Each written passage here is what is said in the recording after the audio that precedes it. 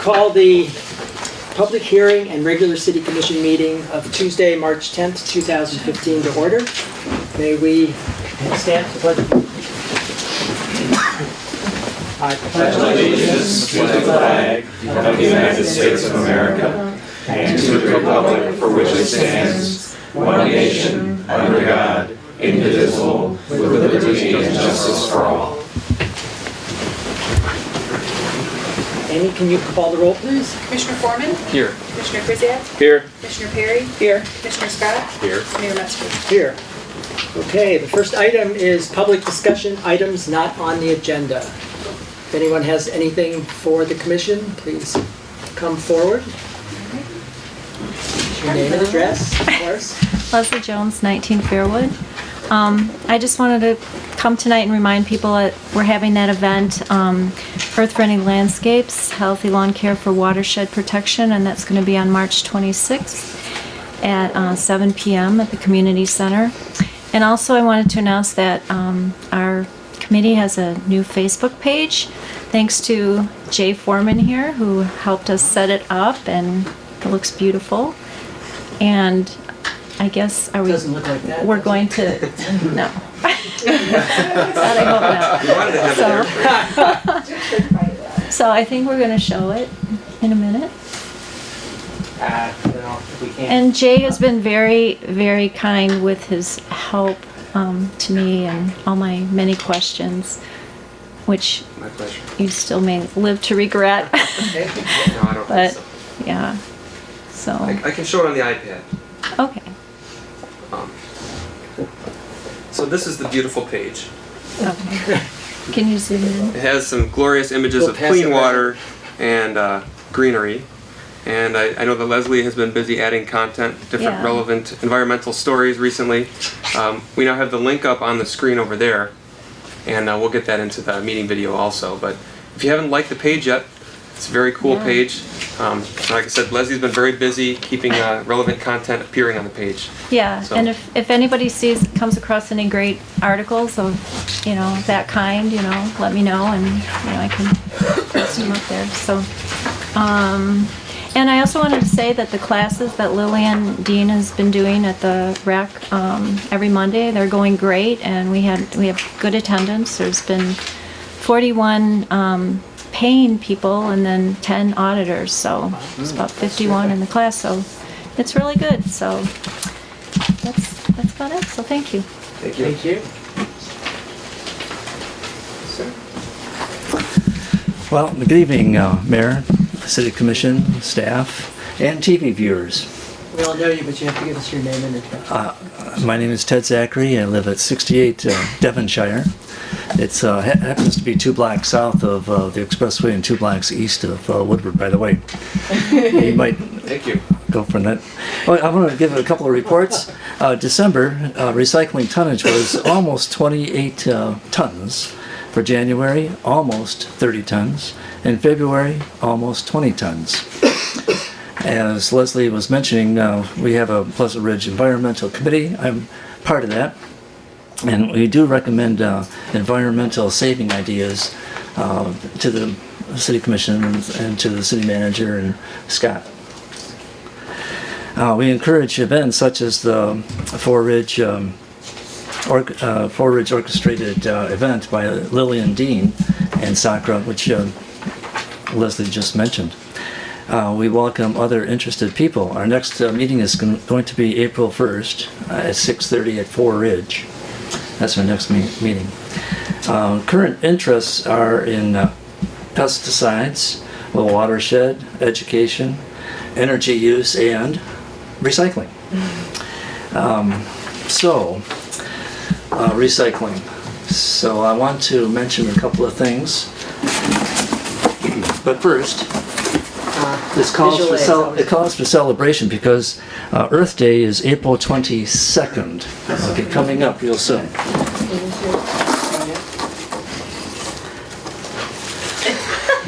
It's April 22nd. Okay. Do you have one for all of us? That's Earth Day. Maybe. Hey. Maybe. Okay. I'm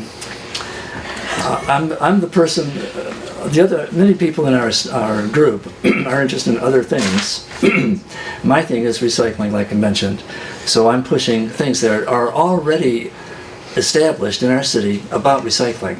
Naturally, the boxes that we have for recycling, I encourage people to put them 2 yards away from each other from the landfill box, okay? I encourage, another thing that's already in existence is the Ridge Resale Boutique, which has started off, and they earned, I think I mentioned this last time, $2,400 through their events.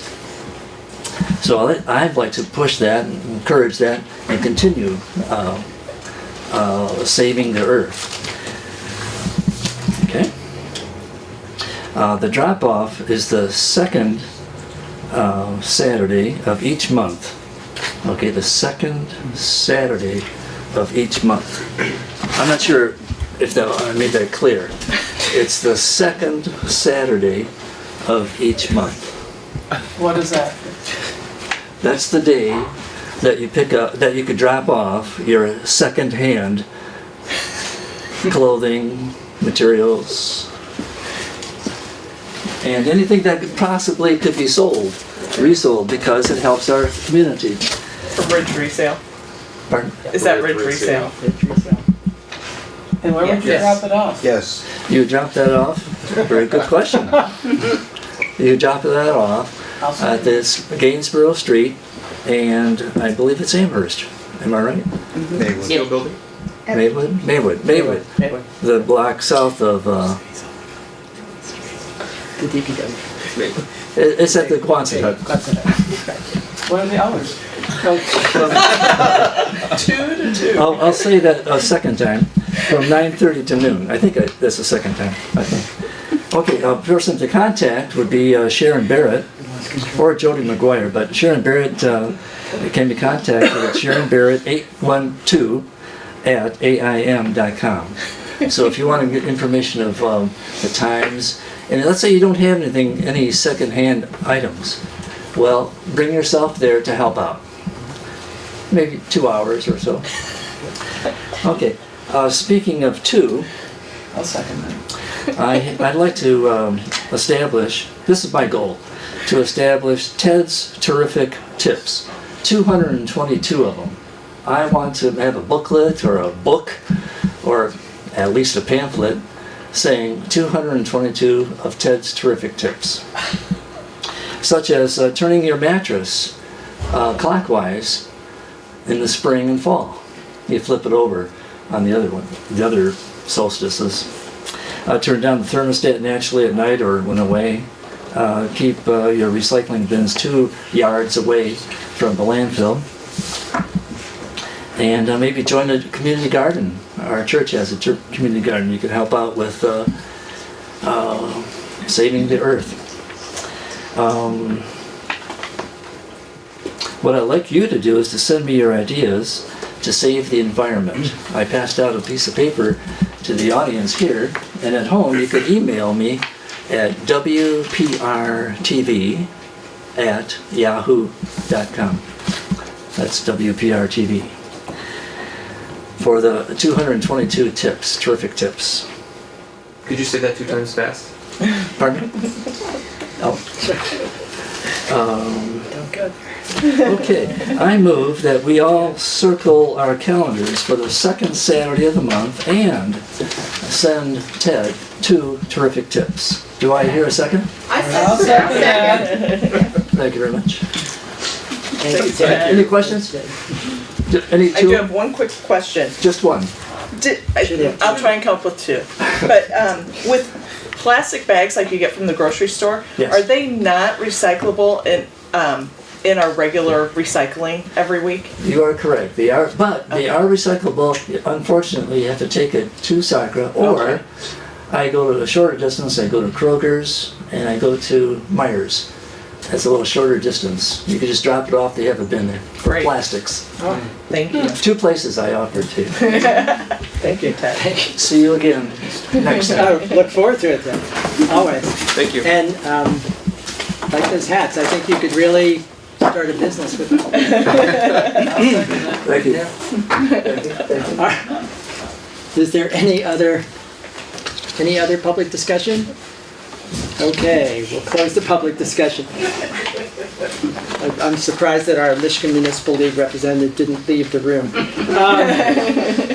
The next item is a presentation by the Michigan Municipal League regarding the May 5th, 2015 special election ballot question, commonly known as Proposal 15-1.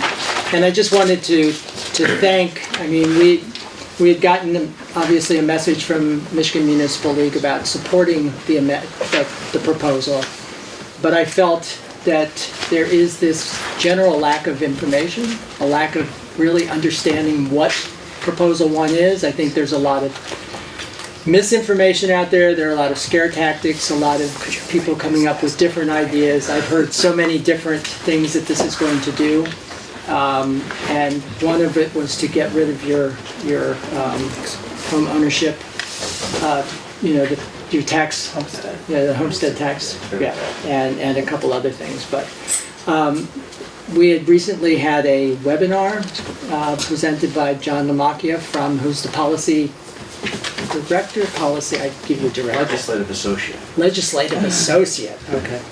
And we asked if John could come and make a presentation to our commission and for the residents of our city, and John was kind enough to say yes. And so I wanted to welcome John to the Pleasant Ridge Commission. Well, thank you for having me. You didn't have a hat or anything? No hat for me today. If I would have known it was Lesson learned. appropriate, I have one very Sorry, similar. I didn't know. I would have prepared you. So I'm going to stand here if that's okay, so I can kind of look at the screen and chat with you. But I definitely want to say thank you for allowing me to come and talk about this issue today. It's something that I have done all over the state now. I was in Kalamazoo last night, and it's an issue that I've been invested in for more than 2 years now. And I'm going to talk a little bit about the history of the issue, so you have some background, so you know why we got to where we're at today with Proposal 1, but also try and provide you with what some of the facts are, and then some of the reason why us at the Municipal League has decided to support this and the benefits of this plan. And then also debunk some of the myths that are out there that I think have been asked and been published, and really we would like to address and kind of explain what the truth is behind some of these things. So Proposal 1, we feel kind of very simply, is going to be a solution that's going to provide a long-term fix to our infrastructure system. It's going to ensure that all taxes that are paid at the pump are actually going to go to transportation now. And there's not going to be this ability for lawmakers to use the 6% sales tax that's currently charged at the pump for other things that those dollars are used for. Obviously, when do we vote? That's important. It's May 5th, and from our standpoint, we encourage you to get out and vote yes. And then what's the impact on the community? And there's a lot of benefits to this proposal. Clearly the number one benefit here is to ensure that our infrastructure system is maintained to a level of expectation that our residents would expect, that our citizens deserve, but is also a safe environment for our people to drive on. And the key to this is right now is really our roads have deteriorated so much, they are becoming unsafe. And that is not a myth, right? I've sat through countless presentations by the department. I've talked to many, many managers and mayors across the state about their road condition. And it has become critical. And we can no longer do the Band-Aid type fixes that we've been doing, because those Band-Aid type fixes are just merely covering up the problem. And the problem has become so large that the Band-Aid type fixes do not work anymore. So the history, like I mentioned, I think is important to know. And I'm actually, even though it's not in the slide, go back just a little bit further than this to 1997, which is the last time they actually raised the gas tax. They raised it 4 cents, and they only raised it on gasoline. They did not raise it on diesel. And also in that 1997, they did not provide an inflationary mechanism within that, right? There was not the political will at that time to do it. And as a result, right, had we done that then, we would not be in the problem that we're in right now. But because they didn't do that, the purchasing power over the course of time has been reduced. VMTs have gone down, vehicle miles traveled has gone down, and cars have become more fuel efficient. So we are not getting the same dollars into the system that we were at the time. So although Governor Granholm has spent some time trying to come up with a plan to do this, It really kind of hit critical mass when Governor Snyder in 2013 addressed it in his State of the State address. And he laid out a very, very simple plan in there where he wanted to increase registration fees and he wanted to increase gas taxes. Well, I can tell you right then and there, as soon as he was done speaking, the registration fees were almost immediately off the table. Because somebody much smarter than me labeled it as the birthday tax. Well, you get your registration in on your birthday, it looks like you get taxed on your birthday.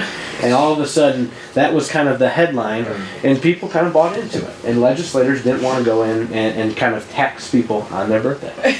So, as a result of that, you know, there were some bills that were introduced. There was a lot of discussion that was had in 2013, but really we didn't see kind of some movement on it until early 2014 when House Speaker Bolger decided to push out the first plan to try and get the ball rolling. And all the first plan did was kind of reallocate some current dollars. It did have in it what we call diesel parity, which brought the diesel gas tax or the diesel tax up to what gasoline gas taxes were. And that was the only new money in it. So it was about $450 million of kind of reshuffling of some current dollars and reallocating of current dollars. But really, that is far less than what we really need to help improve the system and really kind of hamstrings the legislature with current dollars that they have that are flexible, which is a big key. You know, so once they passed that, he kind of challenged the Senate and he said, I want you to make it better, right? If you don't think this plan's good enough and you think we need new revenue or more revenue, go ahead and make it better. And the Senate attempted to do just that in June, where they came up with a plan that would have raised gas taxes, right, and would have brought in about $1.5 billion into the system as a result of that gas tax increase. Now they had it on the board, and by on the board I mean it was up for a vote, and they twice failed to do that, and then other times they kind of failed to do some procedural measures around that. And so they couldn't get it done in June, but the plan was on the table, something to talk about, something to address. But as you all know, there was an election cycle last year, and that election cycle sometimes is more important than anything else that happens. And at that point we knew this issue was going to be an issue that was kind of revisited and hopefully dealt with in lame duck. So when lame duck comes around, the Senate is actually then able to muster the votes to send that plan back to the Senate, or send that plan back to the House, excuse me. And the Senate, I quite frankly thinks, you know, wow, I can't believe they just sent me a $1.5 billion tax increase. I didn't think that they were going to find the way to do that. And they did. They actually showed a lot of political courage in getting that plan back to the House. Well, as a result of that, the House decided, well, we got to come up with another new plan, something that's ours and we can put our stamp on it. And that plan was simply to eliminate the sales tax at the pump, right? Raise the gas tax, and as a result of that, you bring about $1.2 billion into the system, but you cause a $75 million hole in local government budgets, you cause a $600 million hole in school budgets. And the way that they were going to account for that loss is they were going to slowly roll that sales tax elimination back and backfill it with what they were predicting was growth in the sales tax, which sales tax does typically grow each year, but it probably doesn't grow to the extent to fully replace those dollars that you would lose. But the bigger problem with that, and why we opposed it, is because we should be able to experience in that growth. And really they just held us harmless with the same flat dollar that we were getting, you know, as of 2015 or 2014 at this time. You know, so this is when things really got interesting because there was no support for either of those two plans. And for 2 weeks the governor met with the Quadrant, and the Quadrant is the leaders in both the House and the Senate. So there's 4 of them plus the governor. There's 5 people in a room plus a few staff, and they said, you know what, we need to hammer out a deal. And shortly before the end of lame duck, they came up with Proposal 1, which is now before you and before the voters on May 5th. And there's a lot of questions that go around. I'll talk a little bit more about it later too. You know, how come the legislature just didn't do their job, right? Now, there is expectations that we all have of our legislators that they should do something. That was the solution that we wanted, quite frankly, at the League. We wanted them to handle this problem legislatively. But there's also the political reality, and the political reality in this case is the votes were not there in the House, right? And the big key, you hear people talk about it all the time, is these 3 numbers. It's 56, 20, and 1. You need 56 votes in the House, 20 in the Senate, and the governor's signature. And there were not 56 yes votes in the House to raise the gasoline tax, right? They just weren't there, and that's the reality of it. Now, we thought that we could get there. We worked very, very hard to do it. I think it was very close. But at the end of the day, the speaker and others on his leadership team did not want to do a straight gas tax increase. And a big reason for that was because they thought there was a structural problem by charging sales tax at the pump and not having those dollars go into the road system. And so they really wanted to fix that structural problem. Now, the only way you can fix that, right? The only way you can fix it without harming schools and local government and guarantee that those dollars are replaced is to go to a sales tax increase. Because constitutionally, those dollars are required to go to schools and local government. The other nice thing kind of about this plan is when you eliminate the sales tax at the pump, those dollars that are now going to roads, so that gas tax, constitutionally has to go into the road system.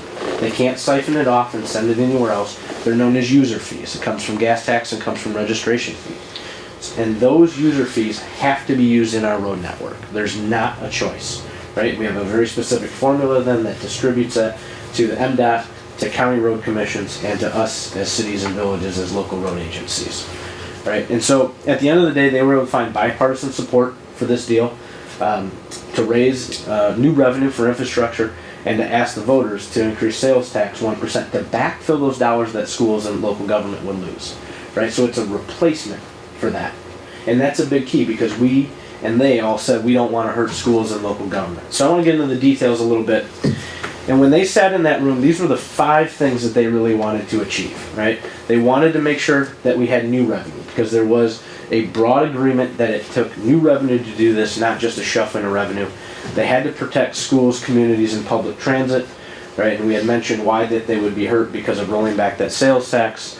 They wanted to ensure all transportation taxes paid at the pump actually went into the road network. They wanted to make sure competitive prices remained at the pump. So part of this plan, as a result of that sales tax being rolled back, if you didn't raise gas taxes, right, your gas price would actually go down. So by raising the gas tax after you eliminate the sales tax at the pump, gas remains nearly the same as what it is today. MDOT's projections are that prices will go up about 6 to 7 cents a gallon based on this. And that is because, like I said, you roll back the sales tax, right, and then you kind of fill that gap that you're now missing with the increase in taxes charged on gas. And then the last one here is to provide tax relief for lower income individuals. And that's because it's widely accepted that the sales tax is regressive. And the Democrats said if we're going to do this and if we're going to get on board, we want to ensure that our lowest income individuals across the state are going to be taken care of and that they're going to see some tax relief out of this. And just to give you a quick number to understand what kind of benefit this restoration of the earned income tax credit is going to have. For a family, a single parent family working a minimum wage job with 2 children, they will actually gain $608 from this proposal. And that is after sales tax increases are paid and after gas taxes are being paid. They are not our numbers. The Michigan League for Public Policy, which is a very well-respected organization, has worked the numbers on that. I've provided you with the handout here that they have up on their homepage. And they've done a lot of work to try and predict this because it is somewhat difficult to project because you don't know how much people buy, at any given income level. But what we do know is general percentages around what those individuals in the lower income spectrum will pay for food, pay for gas, pay for housing, those sorts of things. And so you can develop a pretty good picture in terms of what that benefit will be to them. So now the details, and this is the really important part is to understand what the details of the package are. I think the history was important as well because it really explained how we got to where we're at today and why we're in that situation and why that was really the only option available at the table in lame duck. But this is the big key. So there's 2 parts to this, and one of the misconceptions is that the 1% sales tax is actually going to go to the roads. That's not the case. The 1% sales tax increase is to backfill that lost revenue that I told you about for schools and local government, right? And so that's what we're doing there. And then the legislative approach for this will increase that sales tax from 6% to 7%. It's going to say in the Constitution now that sales tax cannot be charged on motor fuel purchases. We're going to remove higher education from the school aid fund, but I don't want that to worry anybody, right? In 1994, when we had Proposal A out there, the original intent of that was to have that completely dedicated to K-12 education. Governor Snyder, through some things that he did early in his term, had actually taken some of that money and applied it to higher education. Now the governor has committed fully to higher education. He's not going to cut that in the long run, but this was a structural change that they wanted to make and correct, so it was very clear and codified in the Constitution that we were essentially applying Proposal A as the public intended it to be applied when they voted for it in 1994. And then we amend the use tax distribution, which is again another change to codify the use of school dollars in this proposal. And then the statutory changes are actually where the increased revenue for roads will come from. And it is a little complicated, and I'm not going to lie to you, I've heard a lot of complaints about how complicated the plan is. But first of all, when's the last time you saw the legislature do something very simple, right? I mean, it doesn't happen all the time. But part of the reason that it's complicated is because of the way that we have to approach this with the sales tax. It requires a certain amount of changes in order to get it right. So there are more things that come into the fold as a result of that. So the structural change and a gas tax increase, right now we charge it as a cents per gallon tax. It's 19 cents on gasoline, it's 15 cents on diesel. What we found is that the model kind of across the country is to go to taxing it at the wholesale level and doing it as a percentage basis. And what that percentage basis allows you to do is actually allow that tax to fluctuate with the increase and decrease in price, much more sustainably. As I had mentioned in 1997, they did not put an inflationary mechanism in there. They did put an inflationary mechanism in this bill, so hopefully we solve that problem for the long term and we're able to continue that revenue growth around this. And we've also developed a hard floor, so we ensure that our transportation dollars are never less than what they currently are today and adjusted for inflation, which was a big key to this. There are changes to vehicle registration fees. Now, some people have tried to label this as an increase in registration fees. Now, there is an increase for our heaviest trucks on the road, right? We are now going to be more in line with the surrounding states in terms of the cost for those individuals to register their vehicles. But I shouldn't say nobody's, there is a certain degree of increase. I think it's $25 for hybrids and a $50 increase for electric vehicles. But for all other vehicles on the road, all other passenger vehicles on the road, nobody will actually see an increase. Right now in Michigan, there is a depreciation factor for the first 3 years on your vehicle. And each of those first 3 years, right, you will see your registration fee drop by 10%. And so actually I'll be affected by this. I just purchased a new used vehicle last year. I just received my registration in the mail. I had the 10% depreciation on it for that first year. I will now be frozen at that level. And everybody else in the system, whether they have just bought, are in the second year or third year, will be frozen at where they're at. And then new vehicle purchases or new used vehicle purchases will just be held at that top level where they will be at. So nobody's registration fees will actually be going up. They will just be held consistent as where they are when you purchase the vehicle. And I think, again, it's important to kind of recognize that. There were some transportation-related reforms in there allowing for more competitive bidding on projects and warranty on road work. We've heard a lot about the public asking, well, how come you're not building the best roads? There's other technology out there. There's a lot of reasons for that. Climate's one here in particular in terms of the way in which we have to build our roads. And it varies from Southeast Michigan up to the UP. We don't build the same road in Southeast Michigan as we do in Marquette. Climates are a little different. The base is a little different. So the standards aren't always the same. Right? But we have tried to ensure that for those types of projects that would warrant a warranty, right, we're going to be providing that now at the local level and at MDOT's level. And then, as I had mentioned, the restoration of the earned income tax credit. And I always like to keep mentioning that. Don't forget to vote, on May 5th. So everybody wants to know about the money too, right? Because this is really the important part. Is what is it going to do? So based on the ballot proposal, the actual vote that you will be taking out on Prop 1, a 1 penny sales tax increase brings in about $1.34 billion. But we don't realize that whole $1.34 billion because we lose that revenue that I had mentioned by eliminating sales tax paid at the pump. And that $752 million is what we have to backfill to schools and local government, the $75 million and the $600 million that I had mentioned. There are a few general fund dollars that are associated with that, and that's why that number is a little bit more than $650 plus $75. The statutory changes will bring in $1.2 billion in road funding. The registration fees will account for about $95 million worth of that. And the earned income tax credit will be kind of a general fund expense at $2.6 million, excuse me. If we look at kind of the next slide here, here's kind of the net impact. And I want to explain to you a little bit why I use fiscal year 2017, 2018. And I think this is a really critical and important part to this proposal as well. And I based these numbers off the Senate fiscal report that was out there. And they anticipate that it's going to bring in a total of about $1.25 billion at this point, which when we look at the allocation to cities and villages, it's somewhere between a 60 and a 66% increase. The way the formula works, overall the money's about 66%. To each individual community, it's about 60% increase on your dollars. So you guys are getting about 153,000 right now. Right? When we get to 2018, you're going to see about $102,000 increase, and you're going to go to about 255,000. And kind of the way I explain it, somebody says, "Well, is that a lot of money? Is it not a lot of money?" I look at it as if somebody gave me a 60% raise, I'd be awful happy, and I could do a heck of a lot more with that. And the same is held true here. I mean, 60% more road dollars is a lot of work that we can do and start to move out of that Band-Aid fix type mentality that we have and really into the long-term sustainable fixes that we need.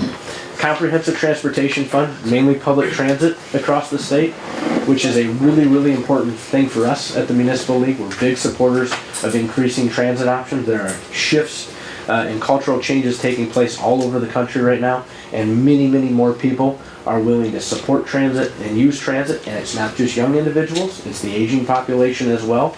They rely heavily on that here, and it's not always a bus. Sometimes it's a dial-a-ride service, or on-demand service as they now call it.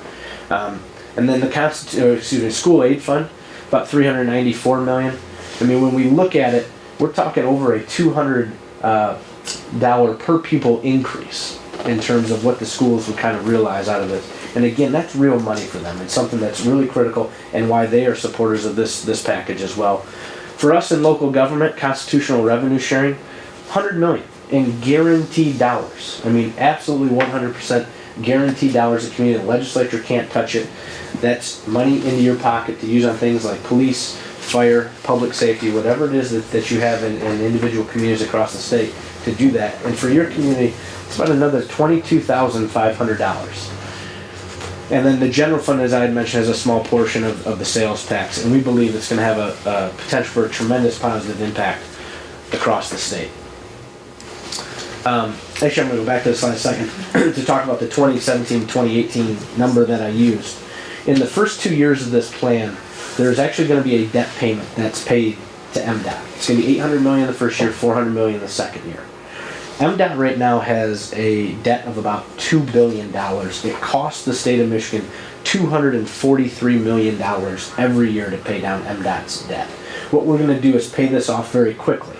And it's much like your credit card, right? The sooner you pay it off, right, the less it costs you in the long run, and the more capital that it frees up kind of in the short term. And that's exactly what the plan is here, to do that, to allow more capital into the system as we get into this plan. But, everybody kind of asks, well, how come we're going to do that? Don't we need that money into the roads right away? Well, you do. I'm not going to lie about that. But there's also an issue with, do we have the workforce in order to handle that increase so quickly? And we do and we don't, right? I mean, you can find it, you can get it, but what happens is when it comes in and that money comes in at a rapid pace, there's a big inflationary factor there for those road projects. And you end up paying significantly more than probably what you should for that project. Right? If we do this and we kind of slowly ramp up that money, not only does it allow us to increase our workforce, but we also have the opportunity, to get the biggest bang for our buck in the long run, which is why when we talk about this kind of being a long-term sustainable solution, that's exactly what we think we see in this, and I wanted to just explain that quickly. So it becomes effective October 1st of this year, if approved by the voters.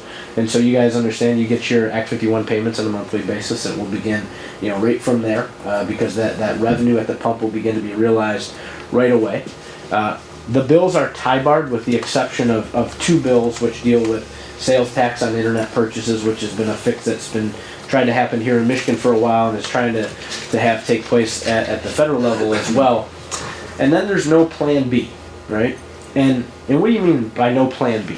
Because somebody's going to say, well, there's always a plan B, right? When I said I spoke last night at Kalamazoo, somebody says, well, we can just go ahead and raise business taxes, and we can pay for roads by raising business taxes. And quite frankly, they're probably not wrong.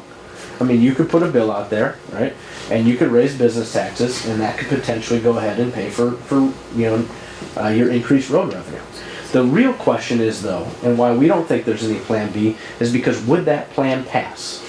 And I can tell you, based on the current legislature, that there would not be enough votes there for that to pass, right? And that's what we talk about there being no plan B. It's about what the reality of the situation is, right? And I provided you a letter from House Speaker Bolger.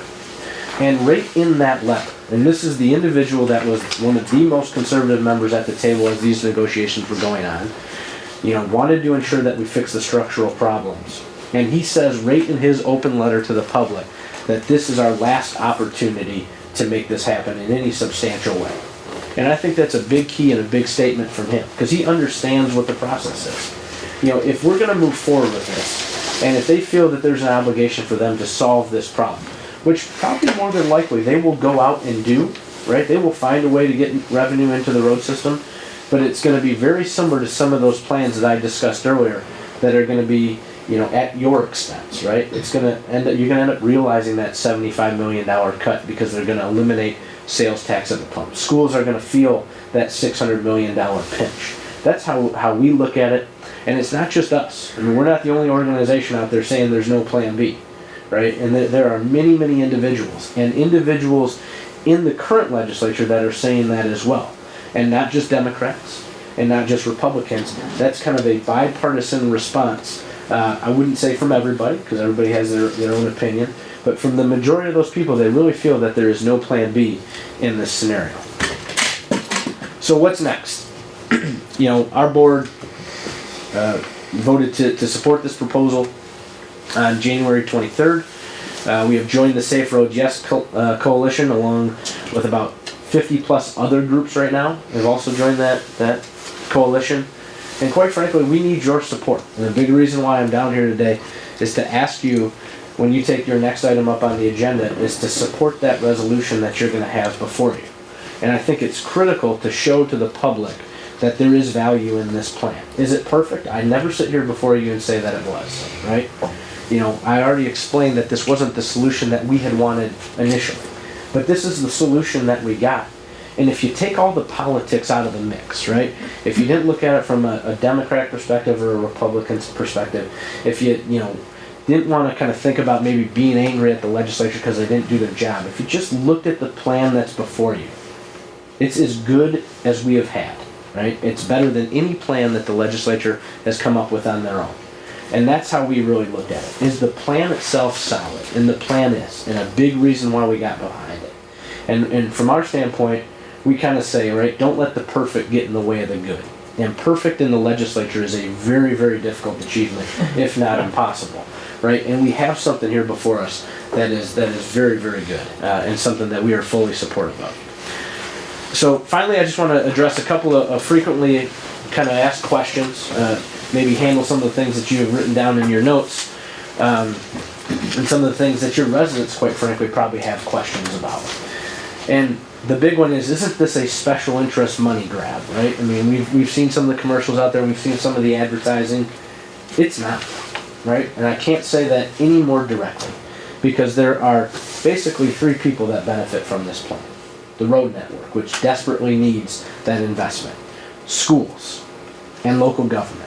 And the last time I checked, that local government that provides police and fire, safe drinking water, and that school that educates your kids, those are not special interests, not by my definition. And I think that's something really important to understand, because this money doesn't go anywhere else. It can't go anywhere else. The Constitution doesn't allow it to go anywhere else, and that's a big key to this, right? Don't you have enough money in the state budget already, right? I love that one. $54 billion budget, you should be able to find $1.2 billion. Now, if we got to spend all that money, Absolutely. I probably couldn't disagree with that. But a good majority of that is direct federal funds that have to be spent on very specific things. We can't go and spend it on roads, right? We have to spend it on the programs that they're intended for. Some of that other money is tied up in the matching dollars we have to require, or we have to put up to draw down those federal dollars. Somebody says, well, how much is that? It's about $44 billion of that $54 billion budget. So that leaves the legislature with about $10 billion in general fund appropriations to deal with.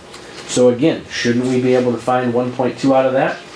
Well, corrections comes out of that. Services provided by DCH and DHS come out of that. And so now you're really talking about a number probably less than $5 billion. And somebody tell me how you find 1.2 billion out of roughly 5 billion and programs that you want to cut to get to that. Because this is what it would require. It would require cuts. It's not about, trimming the fat or doing things like that or becoming more efficient. Those things have been happening, right?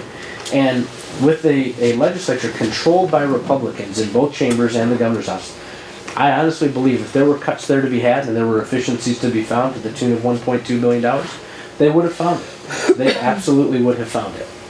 Right? So what are the guarantees? As I had mentioned, right now all those dollars paid for transportation taxes at the pump will go to roads. Those dollars to backfill schools and local governments will be there. And there's a component to this that will ensure that those road dollars are going to provide kind of that safe environment through the competitive bidding I talked about and the road warranties that are going to be out there. And then again, I kind of already addressed this. Shouldn't the legislature do what we sent them to do on their own? We all want them to do those sorts of things. We want them to make the tough decisions. We ask them to make the tough decisions. And up until about the last 48 hours of this process, we thought they were going to make the tough decision, right? But this is the proposal that they came up with. And is it perfect? Like I said, probably not. But many, many times legislatures traveled the state and the public asked them for a say in this. And so what they did is they listened to some of that speak out there and they gave them a say. And this is the proposal that we had before us. Like I said, it's a pretty solid proposal. And the alternatives on the table after this aren't there. Not a viable solution, not a solution that's going to provide the type of benefit of this plan. So yeah, you can be upset with the legislature for maybe not doing their job, but what they did do is they provided you and the citizens of the state with an opportunity to actually do something that's meaningful. This is an investment, right? It's an investment in our infrastructure, it's an investment in our schools, it's an investment in our local governments. And that's how we have to look at this, quite frankly. This money's not going to be kind of squirreled away on some pet project or anything like that. This is a commitment from our citizens and from everybody else throughout the state that represents these sort of areas that this is the right thing to do. These are the important tactics and measures that we have to take to ensure that we're on a competitive level in this state. So with that, I just point you in the official campaign website. There's information out there. And then our website as well, which many of you have seen, has our webinar on it, has all the facts and figures, many things that I went through today. Just a good resource. So hopefully that made a positive impact on you. I encourage you to hopefully adopt the resolution next. And I'd be happy to take any questions you may have. Thank you so much. It is, the website is a great resource. And recommend any of you who have questions to go there. So I'm going to open it up to the commission. Do we have any questions? Yes, Mayor, thank you. Thank you, John, for that presentation. I think it was very thorough and kind of lays out the fundamental aspects of what we're asking our residents to vote on. You did mention, as far as the total Michigan budget being somewhere 54 billion, and how those funds are dedicated and dictated in some respects by the federal government.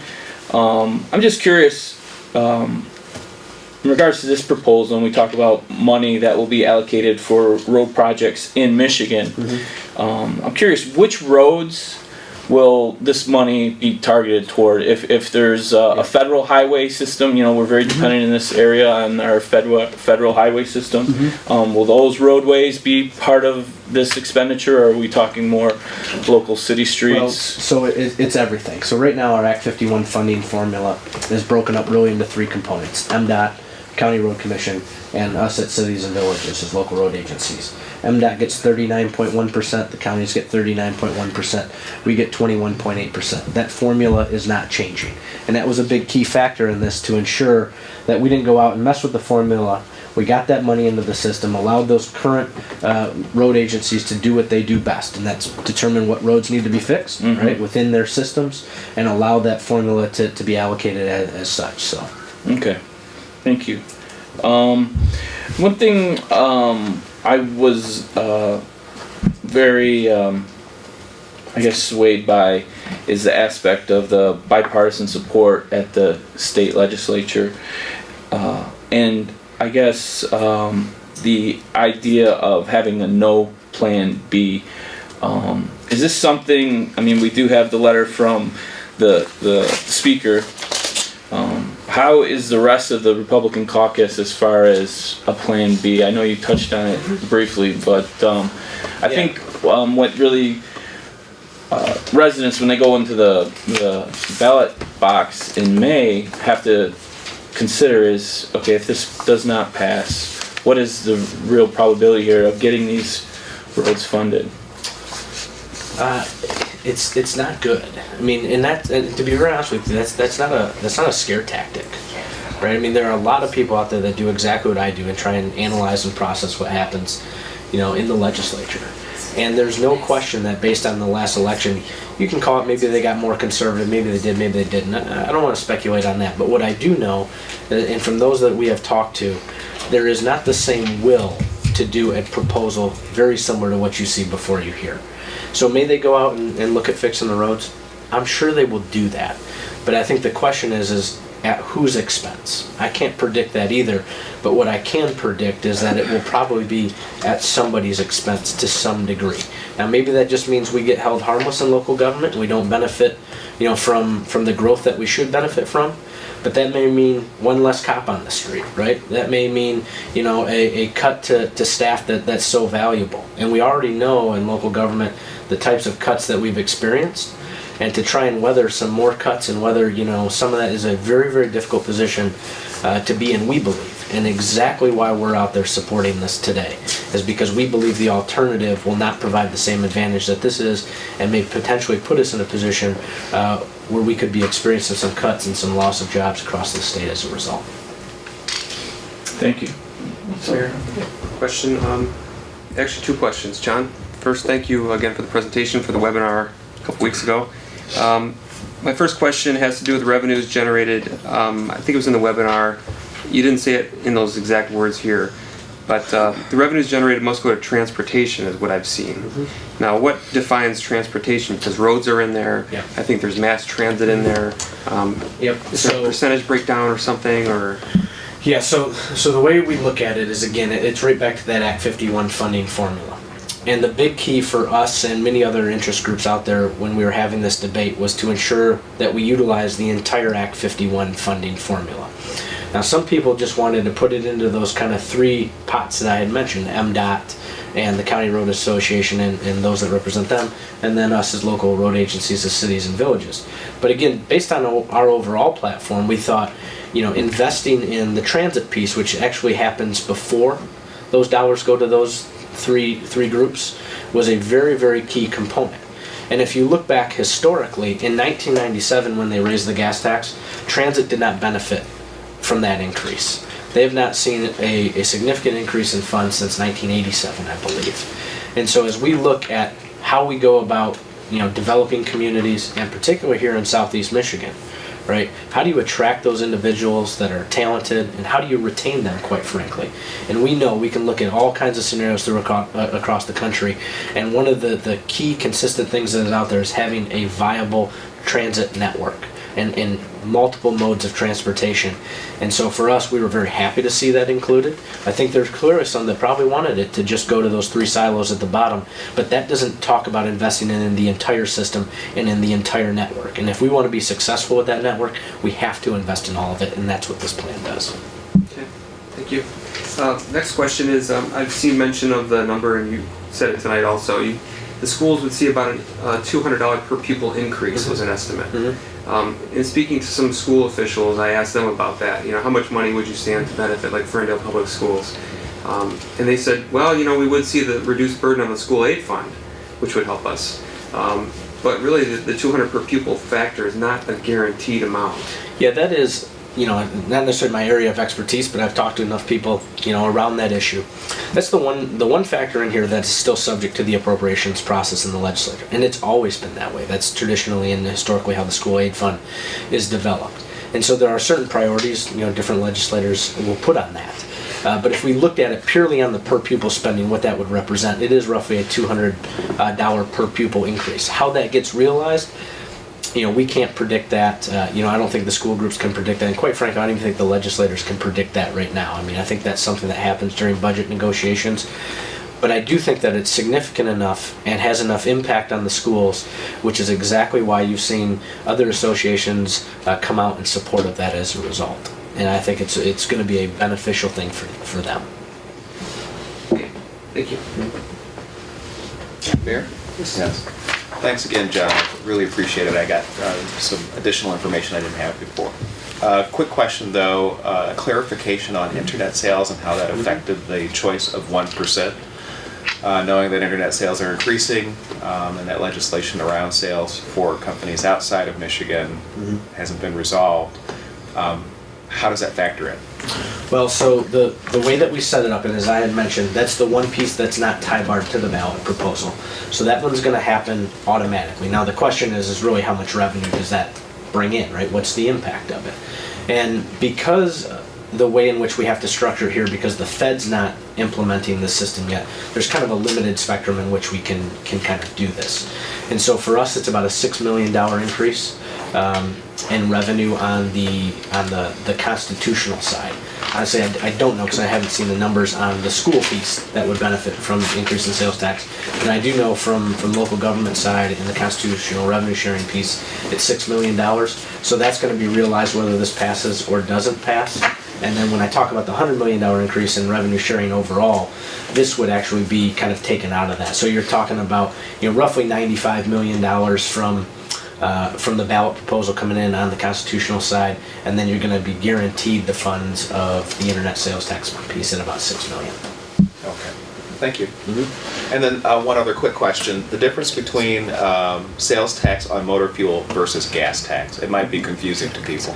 Yeah, so there's really not a change there. What we have done is we've kind of equalized the tax for gasoline and diesel. That's the diesel parity that I had mentioned. And right now, as I mentioned, we charge a cents per gallon tax. And motor fuel is a good way to label it for a variety of things, right? And that's really why we kind of do it that way.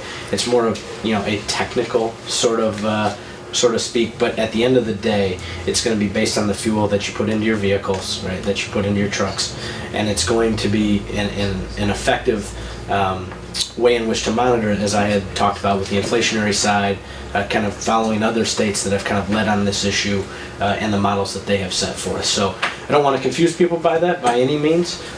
What they see happen at the pump will be nearly identical to what happens now. They're not going to see a different number on the side. They're not going to go there and wonder why this is going on or why that's going on. They're still going to see the same fluctuations because of the current market.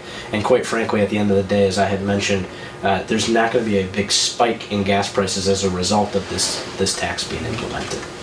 Thank you. John, thank you.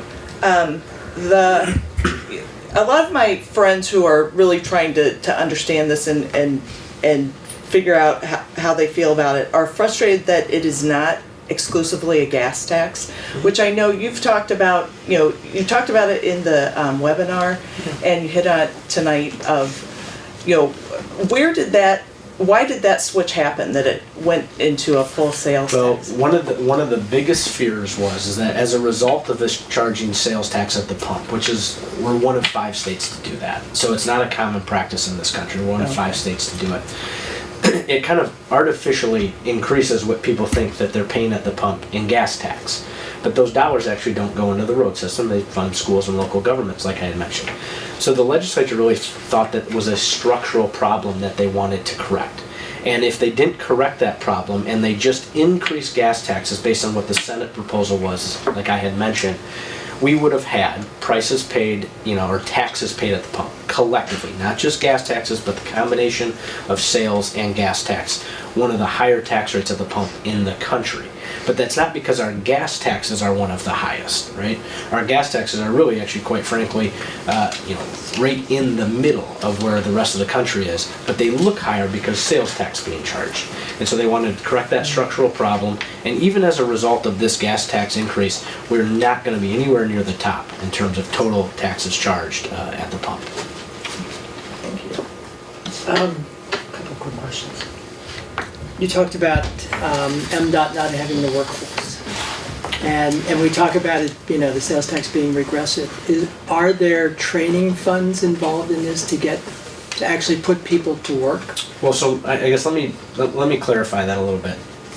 MDOT, just by the sheer nature of it, and us and local government and the county road commissions as well, do a lot of contracting. Right. I mean, they're not going to be set up to be an organization that's just going to have staff on hand to go out and do the type of road building that's necessary. I mean, they're going to go out there and they're going to contract with it.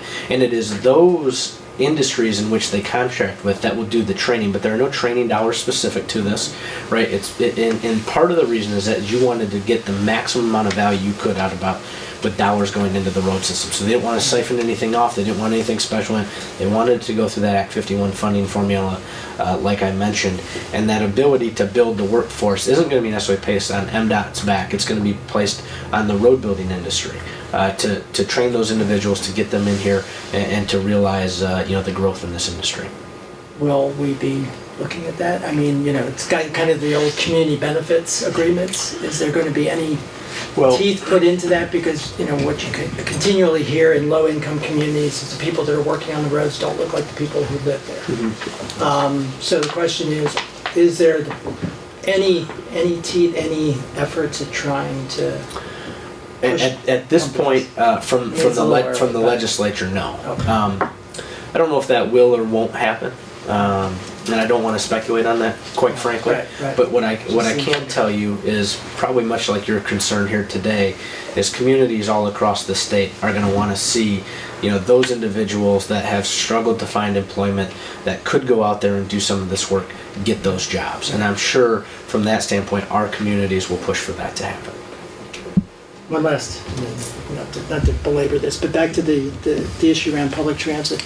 Is there a possibility, now we're looking at an RTA that finally got RTA legislation. We're going to be looking at trying to fund that November of 2016. Is there any possibility that money will go to support any of the RTA efforts, or how are public transit dollars being? So as a result of, again, the way we handle this on a formula basis, it's very specific in terms of how those dollars get distributed across the state. Actually just sat in a presentation today by the Michigan Public Transit Association, and it varies from year to year. It's not a set formula. It's kind of based on operating costs and a few other factors. So I don't want to say that it will or won't go to the RTA. What I do know is that across the state, lines have been cut, services have been cut. And so when people talk about not having viable transit, there's a demand out there for this. And so what this will really help with is to help deal with some of that demand and really help prop up our systems, not just here in Southeast Michigan, but across the state, and for a variety of individuals. As I had mentioned, it's not just our millennials that we love to talk so much about. Right. It's across the spectrum, right, that is going to benefit from this. So I just want to commend the MML on their placemaking concentration and the projects that you have funded and supported. So very important to us. Are there any other questions? Are there any other questions from the audience? Have we covered everything? I think it is, yes. Oh, excuse me. Can you come forward? Speaking of Thank you, schools. Mayor. Yep, speaking of schools, I'm Amy Butters, and I'm here from the Ferndale School Board, and I don't think it would be right if somebody from the school board was here to not be able to come up and say, that of course we absolutely support, the passage of Proposal 1. Speaking to your question about the guarantee, the $200 per pupil, is that really going to be guaranteed? We in the school community have learned the hard lesson that school funding is never a guarantee.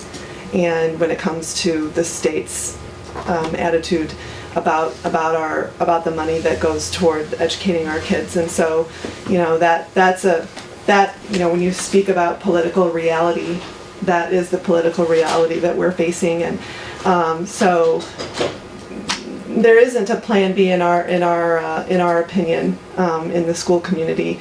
Our school board does have on our agenda isn't ready yet, but for our April meeting, we are tentatively planning a resolution in support of passing the ballot proposal.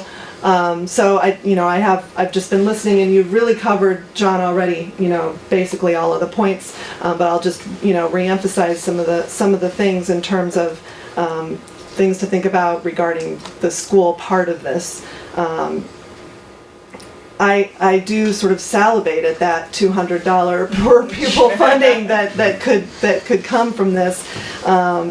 But again, like you said, it isn't necessarily a guarantee. The state is always, you know, coming down with different surprises for us, and so it is just something that we just have to constantly be thinking about regarding the funding for our schools.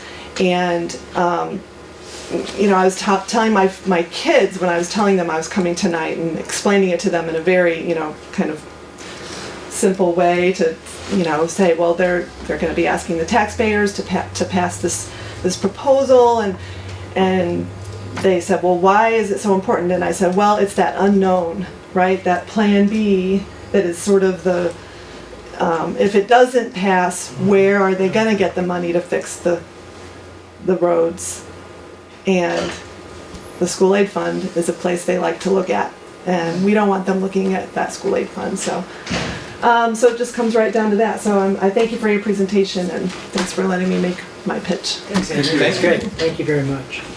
And again, thank you, John. This was great. Okay, with no other questions, we move on to the next item, which is consideration of the resolution in support of Proposal 15-1 for safer roads. Everybody has read the resolution that was in our packet. Do I have a motion to approve the resolution? Your Honor, I move that the resolution in support of Proposal 15-1 for safer roads be approved. Do I have support? I support. Is there any discussion? Thank you, Mayor. I would just like to, again, thank John for the presentation. And when this was brought before us for consideration tonight, I really reflected on what brought us to here this evening and on May 5th to consider this as taxpayers in the state of Michigan. And I look back on recent legislative history, and there's been a emphasis on slashing business taxes, corporate taxes. We've seen a reduction in that regard. And to me, I look at it as really cost shifting that is going on in the state and in the United States on a broader level. We're moving a lot of these taxes away from corporate entities, from businesses, and putting on individual households and individuals. And I really feel like we've been put in a bind here by our representatives in Lansing. We've talked about no plan B. I really feel like it's a difficult position they put every taxpayer in this state right now, to basically hang, horrible roads, slashing school funds. It's really a bleak outlook right now, I think, for taxpayers in this state, and I do feel it's a result of this shifting in who pays taxes in this country. And what we've seen that Republicans do over the last several budgetary years is really shift some of those costs, and I think this is the culmination of it. I, just like anyone, do not like paying taxes, but I also like living in a beautiful, well-educated, functional state, and that costs money. So I appreciate John's presentation this evening. Some of the things that have really convinced me, I was worried about the regressive nature of the sales tax on low-income individuals. I'm really glad that there was an agreement to protect those households with the expansion of the earned income tax credit. I think that's really important for a lot of working families who are struggling in this state right now. I was also swayed by the 60% increase in road funding that we will see here in Pleasant Ridge. Will definitely help out. And the fact that these funds will be dedicated to improving the roads and to the schools and local governments, I think is key for me as a taxpayer to know that the increase in taxes that I will be paying will be going to these entities directly. So for me, that has convinced me. And in light of what we've talked about as far as Plan B and the threat of shuffling money again away from things that I believe should be fully funded, have convinced me that I will be voting for Proposal 1, and I would ask my colleagues to support the resolution before us. Mr. Mayor? Got one, actually a few comments I'd like to mention. I've gone back and forth on this resolution tonight, whether or not I would support it. And to me, it all came down to, I have a couple different hats I wear in this capacity. One is voter J or resident J, and the other is commissioner J. And there may be a big difference in what those two J's think. Two. Ted is gone, but the number 2. Commissioner J is why I'm sitting here today. And that's, I think, what's most important. That J is thinking, it sounds really good to see $100,000 from 2018 on coming to us in the form of additional road funds. It's good to see reduced burden on the school aid fund. The schools certainly need money. As Amy mentioned, they've seen nothing but cuts in recent years, and we're seeing the effects of that, certainly. And a lot of the restructuring that's happening that we're going to be talking about to kind of deal with some of those reduces in funds, reduces in student enrollment. Also, the $22,000 estimated at an increase in state shared revenue that Pleasant Ridge would see. Commissioner Jay is pretty happy to hear about that. So that's the tough part for me, because I see it that way. Commissioner Jay is very happy to see money coming to Pleasant Ridge because the fiscal stability of our city is very important. But then I have the other J again, voter J, resident J, who says, wow, this is sales tax, this is forever. Everything is going to be more expensive forever as a result of this. It's not a 10-year plan, it's a forever plan. And personally, I don't like that at all. I think this is a punt, putting it back to the voters. I'm very dissatisfied with where this is, but that's me personally. Again, I have to think of the well-being of the city, the well-being of the schools that my kids go to. So that really changes what I might do tonight versus what I might do in the voting booth. So again, thank you for the presentation. It was very helpful for me. And even during it, I was vacillating between what voter J, is he pushing Commissioner J out of the seat, or is the other J taking over? So there's this constant battle between J's. And I have to silence voter resident J for now, and Commissioner J will speak tonight. So, thank you. That's it. That's it for Commissioner J. Anything else? Mayor, well, I can't wait to see what Commissioner Jay says. I do think it's important to, for me as Commissioner Perry, to support this proposal. While it is a messy solution to the road funding problem, that it's a problem that was started years ago. And at least it's the first steps towards getting the school aid fund out of the gas taxes. And it also is, it makes funds available for the roads. And I think that is just really important, where, the option B just really isn't there for that. And it feels like it's our best solution. As someone said to me last night at one of the school events, while Proposal 1 is not perfect, at least there is some hope. And without Proposal 1, there is no hope. So, thank you. Got anything? Yes, Mayor. Yes.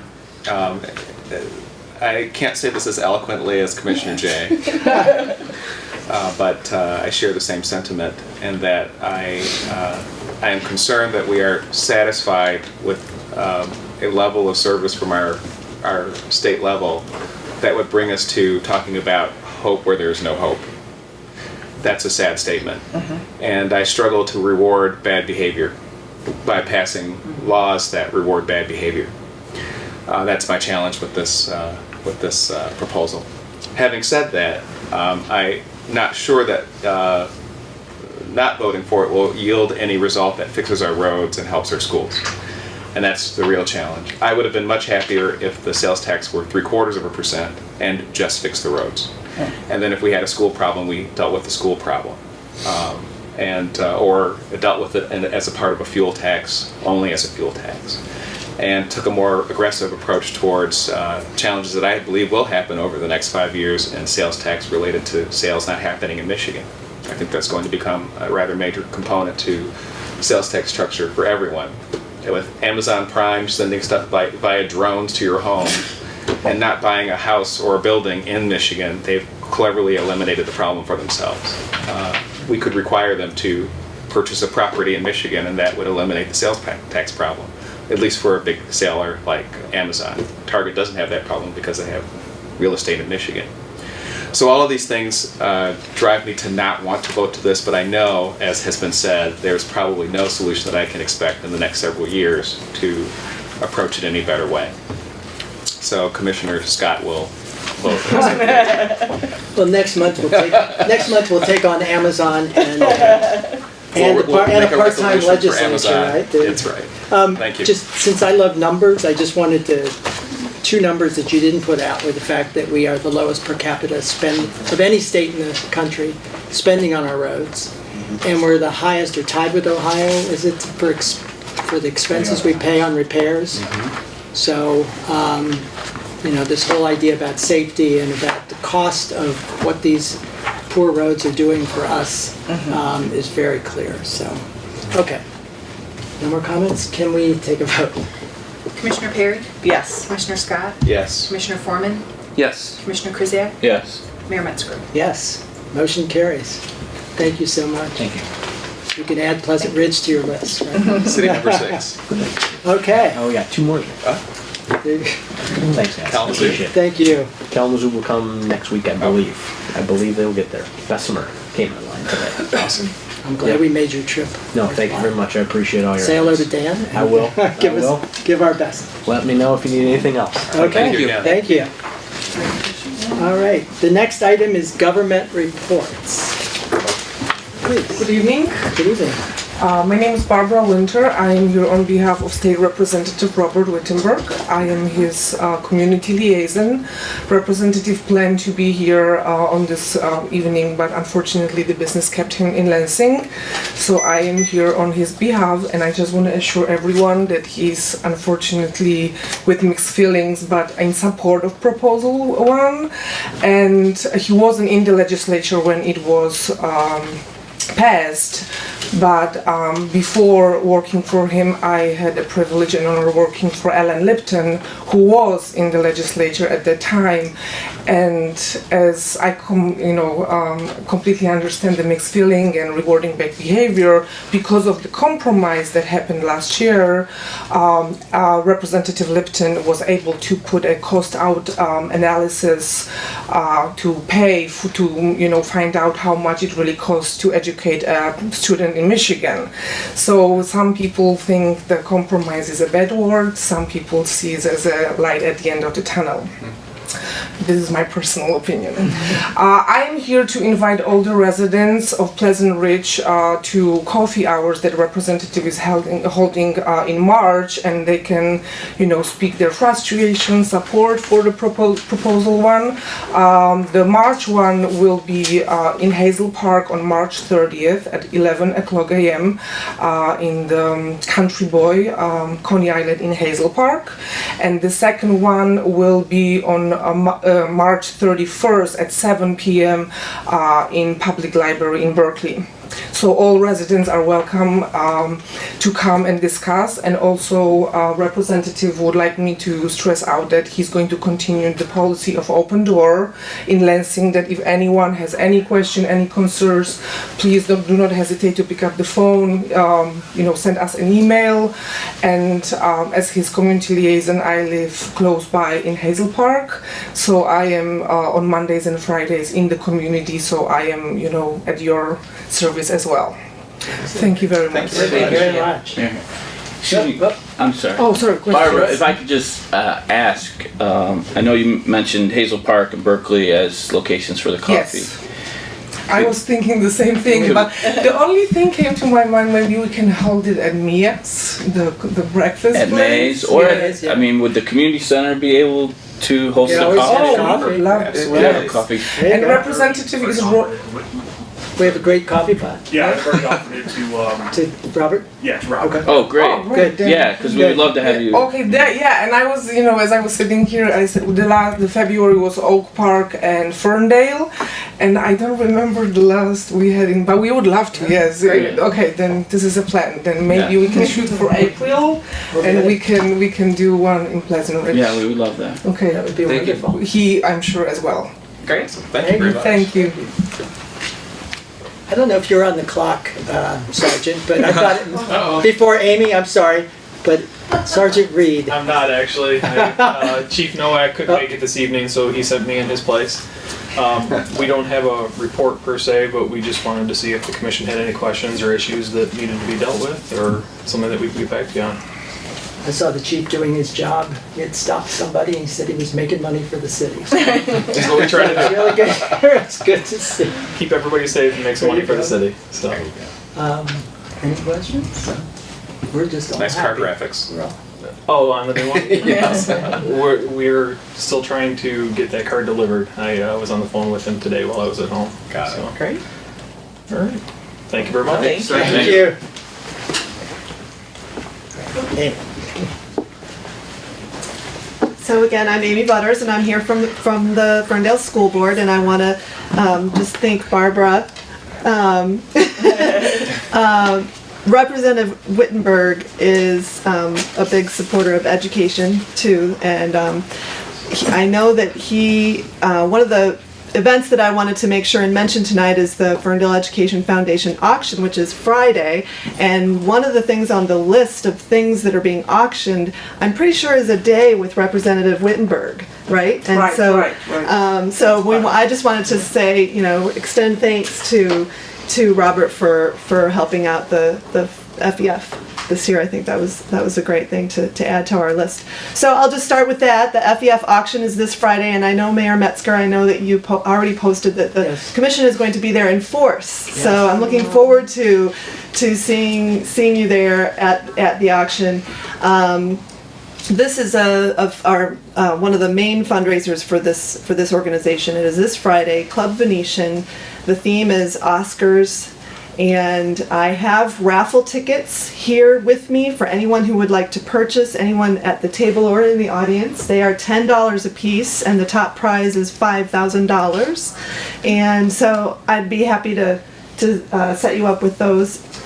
I also can let you know that there are still spots for the dinner. So if anybody doesn't have tickets to the dinner and would still like to go, I can also set you up with that. The Ferndale Education Foundation raises this money for teacher projects, for some of the other programs within the schools. It goes directly to teachers and students, and so it's a great fundraiser, and it's a whole lot of fun. And I'm looking forward to seeing people are being encouraged to come dressed in their favorite Oscar movie characters or red carpet attire. So there's going to be all kinds of variety of themes that come out of that. I'm looking forward to that. So that's coming up. A couple other things that I want to mention that's going on in the schools. March 20th, which is a week from Friday, is a special day over at Roosevelt, right here in our neighborhood in Pleasant Ridge.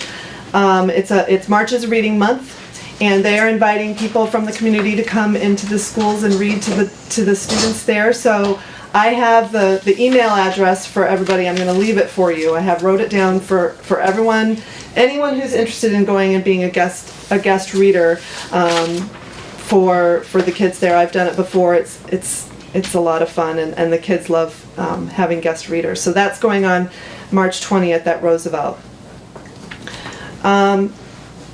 Let's see, then that same weekend, March 21st and 22nd, I wanted to highlight our Ferndale High School robotics team. They are doing fantastic this year, and maybe you've already heard about the success they've already had. They've been to a couple of competitions already, and they've got first place at one and second place at another, and they're just off to a great start. They are going to be fundraising, doing their what they call tag days, where they stand outside businesses. And so I wanted to let you all know, so that in case you would like to go and support that effort, that's March 21st and 22nd, Saturday and Sunday, and they're going to be at 7-Eleven, New York Bagel, Western Market, and Ace Hardware. So bring a little bit extra pocket change to throw into those coffee cans for those kids. It's a they're doing a great job, and I was able to go to the competition last weekend. And if you've never been to one of these robotics competitions, it is so exciting. These kids really get into it, and the robots that they build. It's a whole competition, and it takes place in a high school gym, and it's a lot of enthusiasm, and this is where our future is. These STEM jobs, technology jobs. It's so important to try to get kids involved and excited about this area, science and math and engineering. So go out and support our kids at Tag Days. Also, March 21st is opening night for The Wizard of Oz at Ferndale High School. And I'm not sure if there's a poster here at City Hall, but I will leave one here. This is our spring musical. I have 2 Munchkins in my house, plus also a musician, a pit musician who's she's going to be playing cello. So this is near and dear to my heart. I also have tickets for this with me tonight. If anybody would like to purchase, those are $10 a piece. Also for adult tickets, $5 for students. So that's running March 21st, 22nd, 27th, 28th, 29th. There's a couple of matinees in there. It's going to be a great show there, and they do have a real dog playing Toto too. So. Okay, and then second to last, I want to give a recognition to our state wrestler Danny Collins, who went to the state wrestling tournament last week, and he placed 6th, and he was named an all-state wrestler. So we're very proud of him. He's a senior at Ferndale High School. And then lastly, of course, restructuring. This is something that we've been working on, and I know that Commissioner Foreman has a little bit more to talk about regarding some of the content of the restructuring presentations that have been going on throughout our district. But I will just point you in the direction of the process that we're going through right now.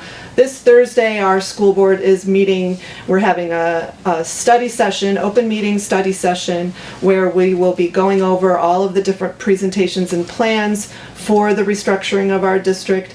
And we're going to be asking questions and talking it over with the school board members to try to figure out what we want to do. And I know that parents of elementary students are especially interested in the direction that we're going to take. So we're nearing the end of this process, and so I urge you to, keep your eyes and ears peeled for what ends up happening. Monday is our vote is scheduled, so that will be sort of the final day where we'll be, making a decision, and then after that, it'll be, all hands on deck in terms of getting through the transition. So a few of the items that I know you're going to talk about, Jay, but are going to be happening next school year, and then some of the items are going to be happening the school year after that. And so we're talking about nothing too drastic, in the short term. I don't think that that's really a good way to go about it. I think it's important for our parents and our teachers and everyone in our community to be able to be prepared for any kind of change. Change is hard. This is something I think we can all agree on that. So we're not rushing into it, and we have gone through a very extensive process, and we have had people come up to us and thank us for the process that we've been going through. There are other districts where they just say, you know what, we're going to make this change, and here it is. And our superintendent, Blake Pruitt, has not taken that approach. He knows that this is a special community here at Ferndale Schools, and we like to have input. So he's been listening. The board has been listening, and it's been a really interesting process seeing how everybody has kind of been a part of it. So if there are parents out there or anybody in the community who would still be interested in letting us know what you think, or if you want to find out about what some of the proposals are, of course it's ferndaleschools.org is where you can find more information.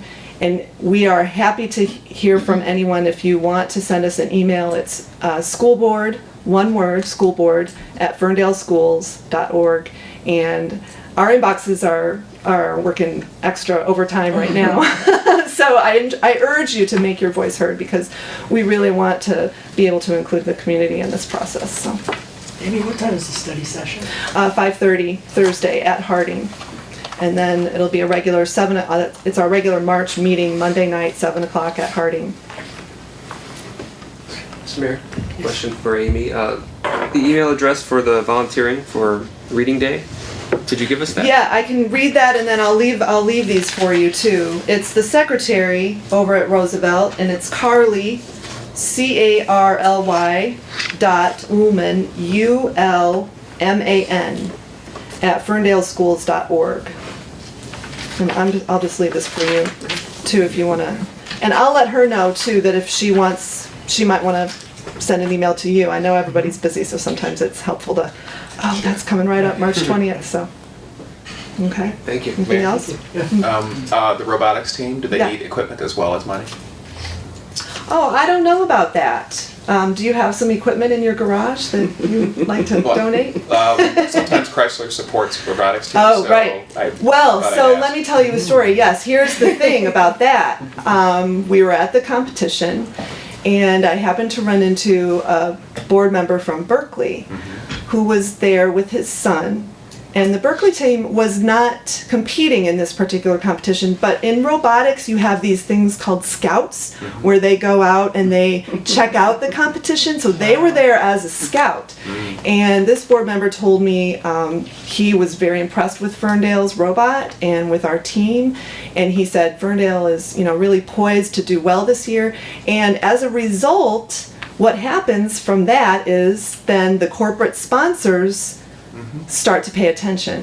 And so that's definitely part of being on the robotics team, is soliciting those corporate sponsorships. And Support a winner. Come on. There you yes, go. Yeah. yes. So there's a lot of mentoring going on. The auto companies do provide mentors for a lot of the teams, and that's another big part. It's not just the teachers helping the kids, it's also these mentors from the industry coming and volunteering and helping these kids, and they get into it. It's really so fun to watch. So it's a great example of the way we can collaborate, way that our schools and our community and our business community can collaborate.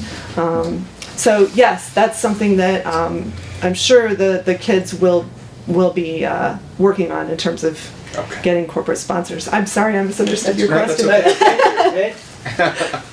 Thank All you right. so much. Thank you very much, everybody. Thank you. Any other? I don't see any other comments. Okay. Next item, City Commission Liaison Reports. First, Commissioner Scott, Historical Commission. Sure. I have a couple of quick things. Our museum will be open on March 21st, so if you've not seen the museum, or if it's been a while since you've been there, feel free to stop by. It's usually the third Saturday of every month, and it's a great opportunity to see some of the history of the city. And then the next thing, actually I didn't write down the hours, I apologize. 10 to noon. 10 to noon. Excellent. And then the next thing is we're already beginning to plan the Home and Garden Tour, which will be on June 6th. And already actively soliciting homes for the tour. So if you're considering some upgrades to your yard, or if the melting of the snow has inspired you to consider the outdoors, this is a good thing to sign up for. Our resident Carol Zupan is actually looking for people. So if you know Carol, please contact her. You can reach out to me, and I'll give your information to Carol as a home to consider on the tour. That's also the case for people that would like to advertise in the booklet that comes along with the tour. And that's it for today. Thank you. Commissioner Krzyjak, Recreation Commission. Thank you, Mayor. I'd like to announce the date for the Easter egg hunt and pancake brunch.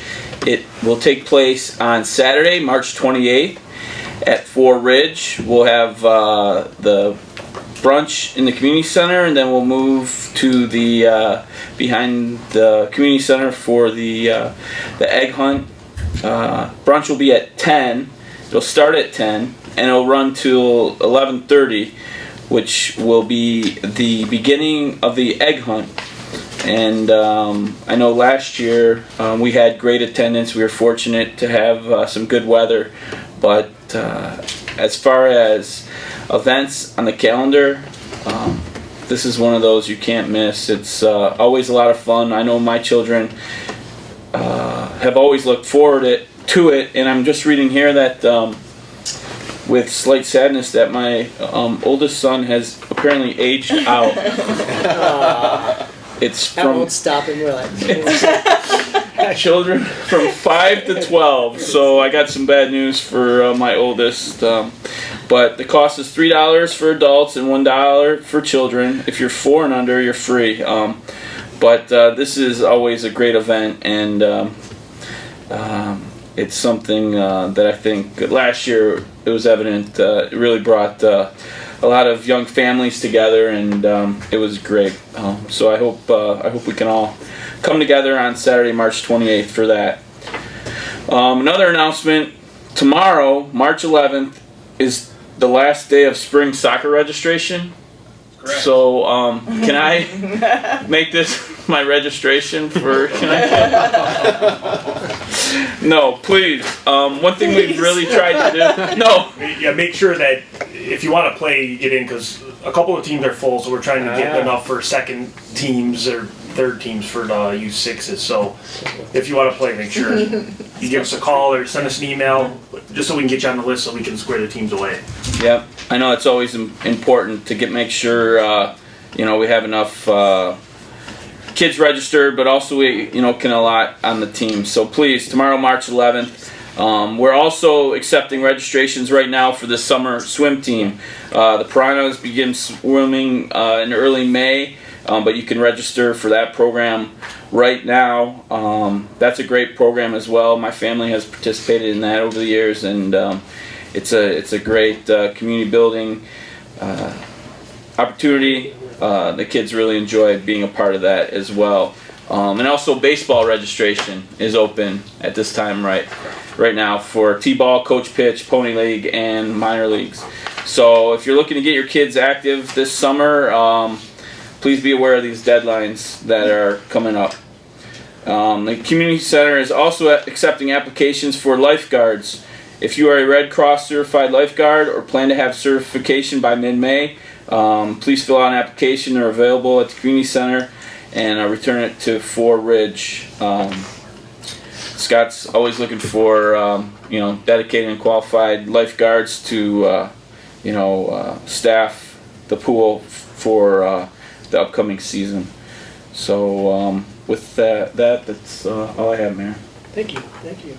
Commissioner Foreman, Committee Liaison. Yes, Mr. Mayor. I have 2 areas to bring to the commission and the community tonight, really to focus on. The first is something that Ms. Butters touched on, and it's quite important to our community.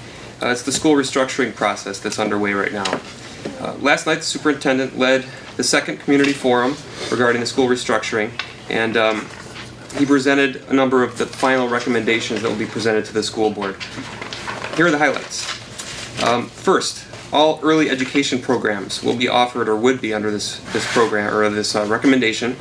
They would be offered at the Harding Building due to its suitable location, condition, and layout. This building currently houses the school board meetings and many administrative offices. Those would be relocated, the administrative offices, to Ferndale High School on the 3rd floor, where many offices used to be.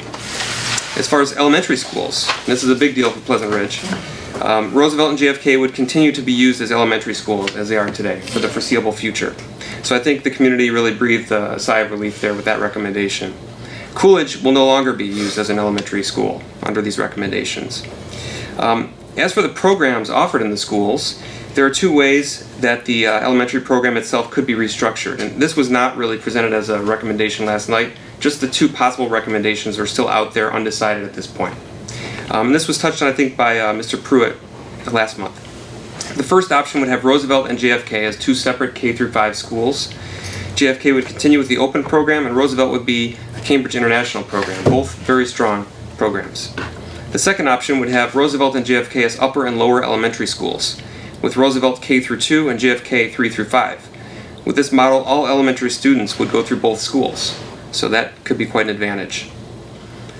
Regarding the pilot Montessori program that we've heard about for the past few months, this is something that was an exciting new offering, I thought, but at this point it's being reevaluated to really assess it for its fit with the current restructuring plans. As for the middle school, 6th grade would become a middle school grade. Incoming 6th graders would have assigned 8th grade mentors to help them acclimate. And as for school buildings themselves, there are some that would go offline. And that would be the Wilson Building, the Jefferson Building, and Taft, with the idea that these would be sold and redeveloped as residential spaces. I would like to just add that my wife and I have attended all of the community forums and workshops that have happened so far, and we are both very pleased with where we are today. The initial findings and options presented in late January were digested by the public. A lot of feedback was shared, much of that emotional feedback. And with last night's presentation, it was very clear to me that the administration, the superintendent, and the school board had been listening. Very strong word, listening. So I'd really like to thank all of them for their hand in what has happened so far, and what I know will develop into something much better in the future, and in the near future as well. Really to deliver the best possible education to all of the students in the district. And I really appreciate all the contributions from all those that I've mentioned so far, and I know they've dedicated a lot of time to this, and they will continue to do so. A link that I would give is www.ferndaleschools.org/restructuring, and there you can find all the news about the restructuring progress, and soon you'll be able to find the presentation materials from last night, I'm sure. Finally, I would just talk a little bit about the FEF dinner. You've heard a lot about it tonight already, but again, it's this Friday from 6 to 10 p.m. at Club Venetian in Madison Heights. The theme is the Oscars, so guests are encouraged to come dressed as their favorite movie character or just come in your red carpet best. There will be a red carpet, there will be paparazzi, so be ready for that. There are tons of amazing items and packages that will be up for both live and silent auction. The musical entertainment, and this is a big one, will be, the name is the Il Segreto String Quartet. And if you've never heard of them, it's okay, but if you see them perform, you will never forget it. I saw them perform at the Just for Kicks event late this fall, and basically they're a string quartet like their name says, but they take rock music, for example, or other popular music, and they translate it into that medium, and they just rock. You cannot take your eyes off them, they're mesmerizing, and you cannot help but to stand up and move around. It is an unbelievable performance. So they'll be kind of kicking off this whole event, performing, and you'll find a lot of shredding with the violin, and a lot of the horsehairs, I'm not sure what they're called on the instrument, but they're flying off because he's going nuts on this thing.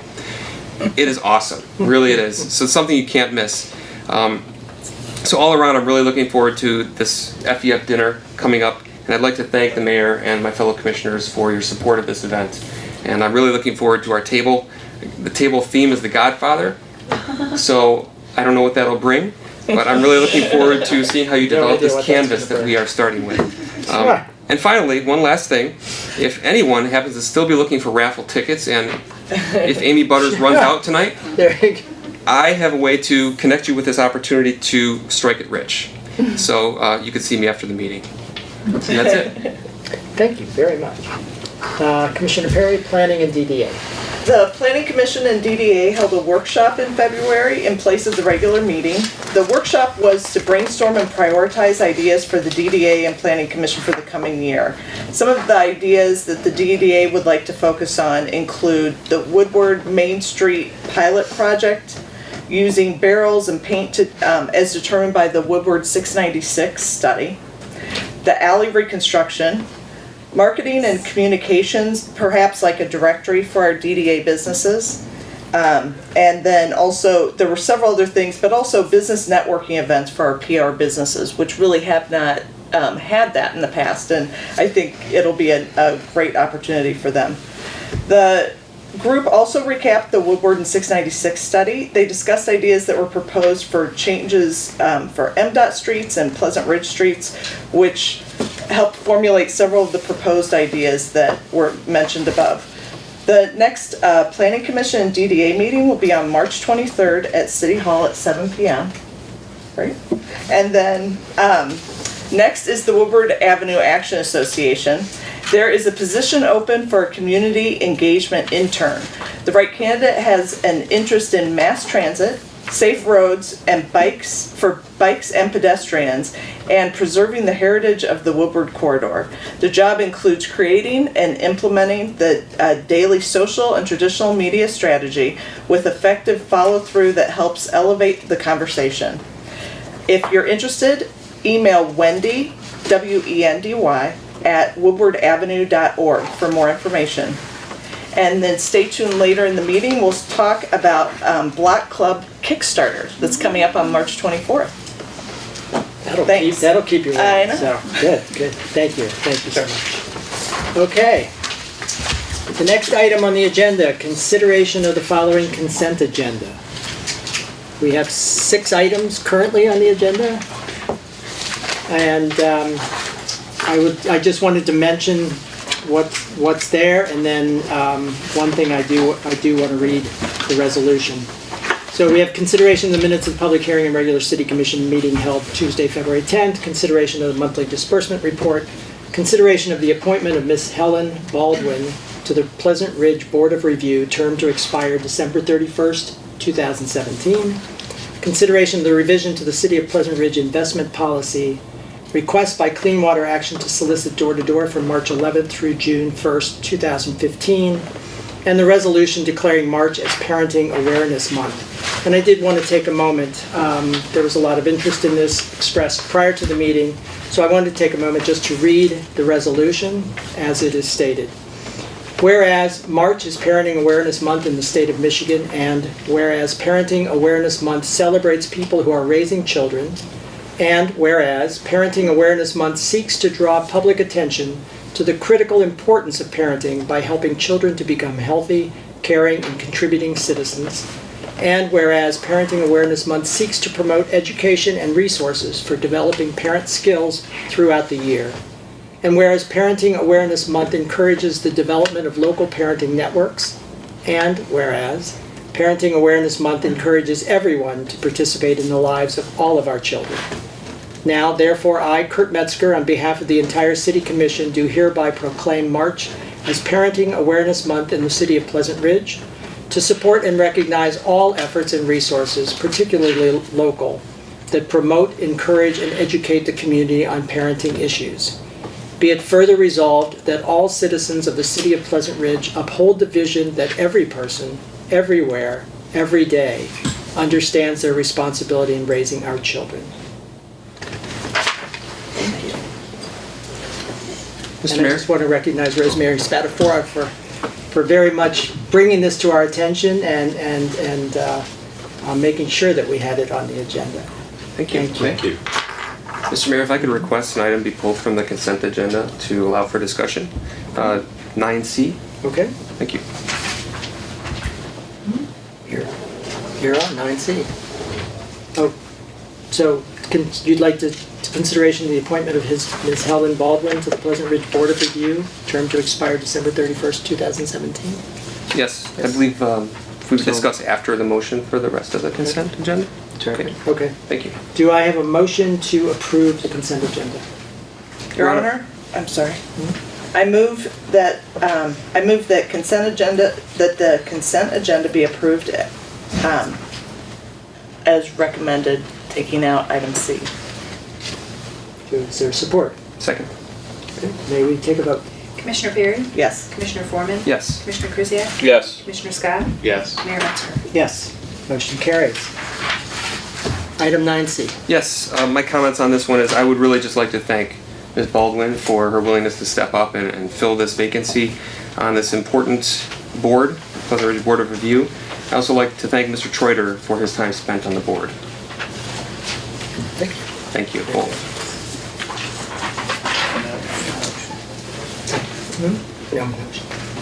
Item 10.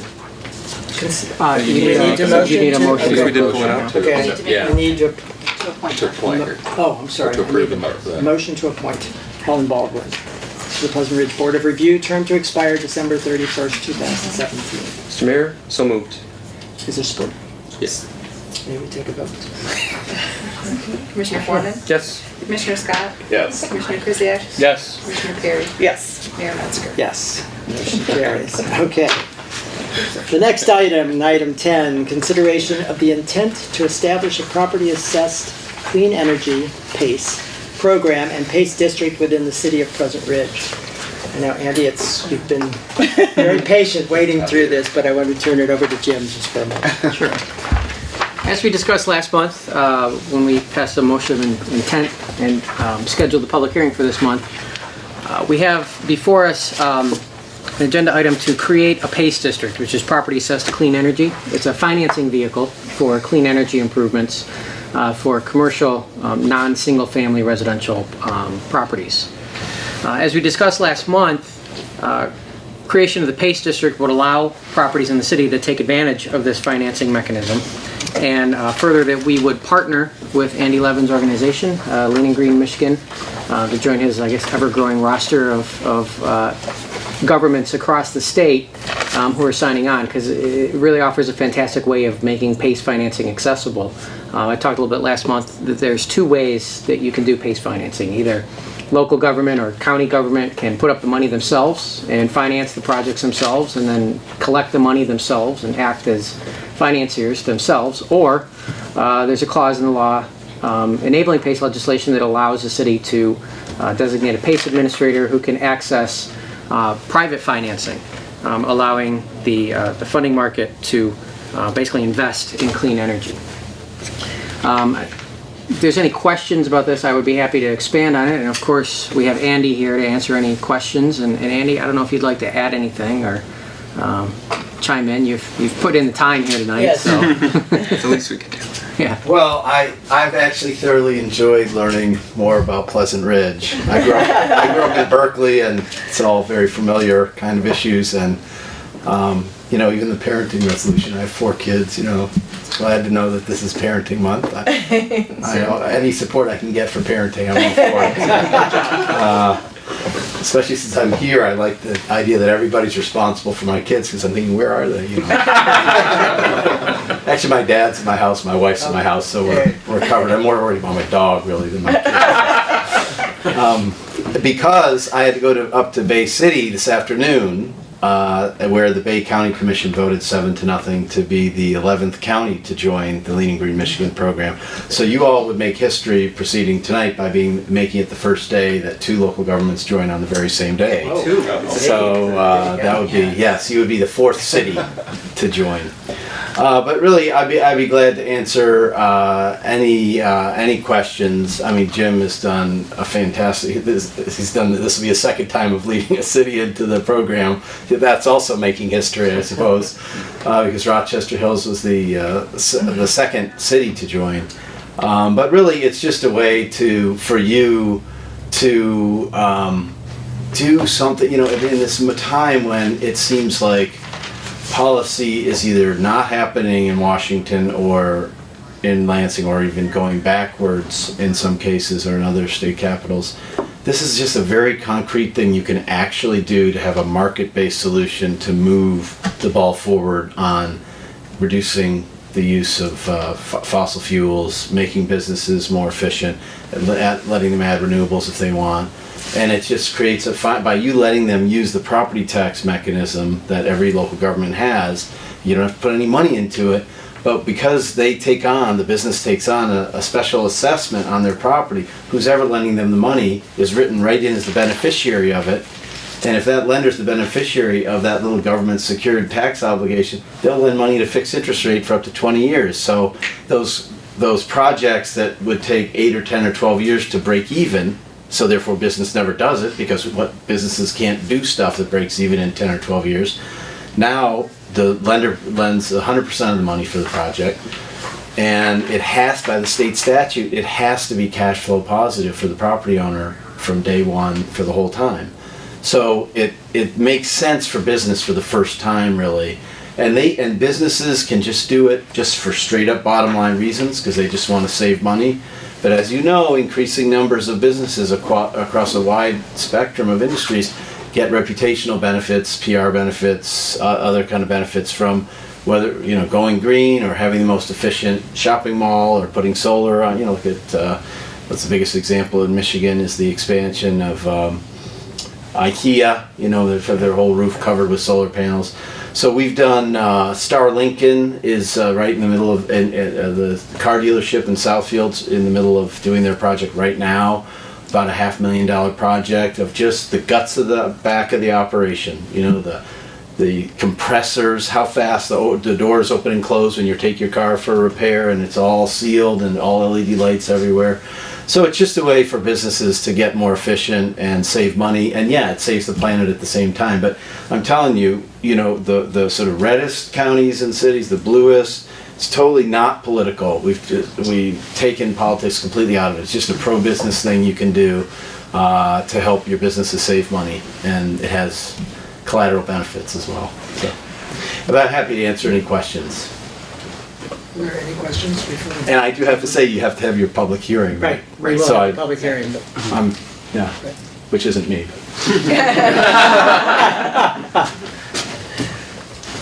Did you have a question before we? Well, yeah, I just, did you want to do the public hearing and then bring it to the can table? do that too. Sure. Next item is to have the public hearing, solicitation of public comments on the intent to establish a property assessed clean energy program and PACE district within the city of Pleasant Ridge, and the resolution establishing a property assessed clean energy PACE program and PACE district within the city of Pleasant Ridge. Open the public hearing. I didn't don't get me excited. Close the public hearing. Okay. Any discussion, questions? I would just clarify. I know this is something that I was curious about.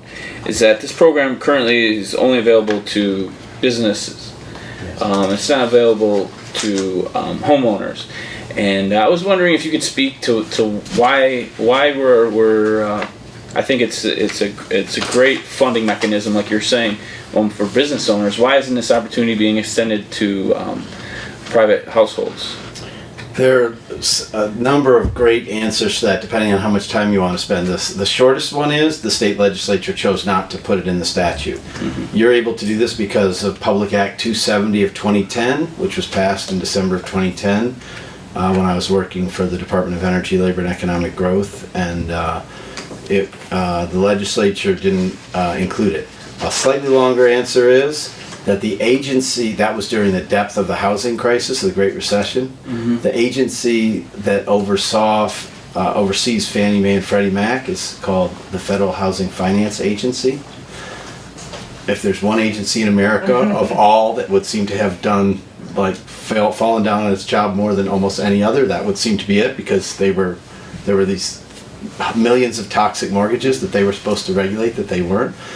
They saw this PACE thing and they said, oh, well, if a house has a PACE lien on it, that goes ahead of the mortgage. So we're supposed to protect mortgages. So they put out a letter in June of 2010 saying that Fannie and Freddie can't be involved with any house that has a PACE lien on it. Totally anti-clean energy kind of thing, but they were covering their, whatever. So after that, 6 months later, Michigan's legislature wasn't going to go against. That was sort of scary, and they didn't do it. As a side note, when I went to the retreat of the 30 people who sort of run PACE in America, different states around the country, the story of late 2014 was residential PACE, single-family home PACE, mm-hmm. taking off in California. Mm-hmm. We're talking one company. That there's 3 companies doing it. One of them, and the others aren't dissimilar, gets 40,000 calls a month. Wow. They put $3 million just into software. Think of like Quicken Loans for clean energy project on houses. They got all the software down, figured out, and they're employing hundreds of people.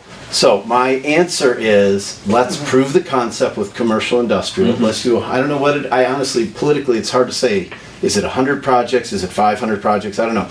But let's do a lot of projects, show that it's working great. Then we'll come back and say, hey, let's let single family homeowners get in on this act too. Because I know the legislature passed recently an on-bill financing thing. You may have read that. It was basically driven by the interests of, in Holland, it's only for municipal utilities. So if you live in a place with municipal utility, that utility may, if it feels like it, create a program to have on, to let you on your utility bill finance an energy improvement. That's a lot of ifs, and there's nobody who really has an incentive to drive it. PACE brings the private market in to drive it. That's why in California, millions and millions of dollars of stuff's happening, and as great as on-bill financing is in theory, it may not happen as robustly. So, well, I'm committed to coming back and getting residential PACE. It's just not something for this very moment. All right, thank you. Any other questions? Thank you. Do I have a motion to approve the establishment of a PACE program and district? Mayor, I move that the resolution approving the establishment of a Property Assessed Clean Energy Program, or PACE, and district be approved, and that the Lean and Green Michigan and Levin Energy Partners LLC be designated as the PACE administrator for the city of Pleasant Ridge. Do I have support? Second? Yeah, we have a vote. Discussion? Oh, discussion here. Just a quick comment. I'm very excited about this. I know it's just the beginning of something, and I know it's only for commercial properties, but I'm really excited about the possibility of it growing into something bigger, as you were touching on earlier. I'm excited to one day have the opportunity to take advantage of this myself, because I have a lot of things in mind that I just really can't do right now, but I'd like to someday. So thank you for all the work you're doing on this. Thank you. Do we have a vote? Commissioner Foreman? Yes. Commissioner Perry? Yes. Commissioner Krzyjak? Yes. Commissioner Scott? Yes. Mayor Metzger? Yes, motion carries. You now have 2 votes in one day. All right. And let me, before I leave, let me introduce Right Corey by the hat. Connolly, who's here with me. Corey back. is an Adams Fellow of the Automation Alley with Lean and Green Michigan for the whole year of 2015, working full-time with us to help grow PACE in Michigan. So it's, we're even getting a little recognition as a sort of an entrepreneurial engine in the state. So I understand Oakland County hasn't quite gotten on board. Not quite.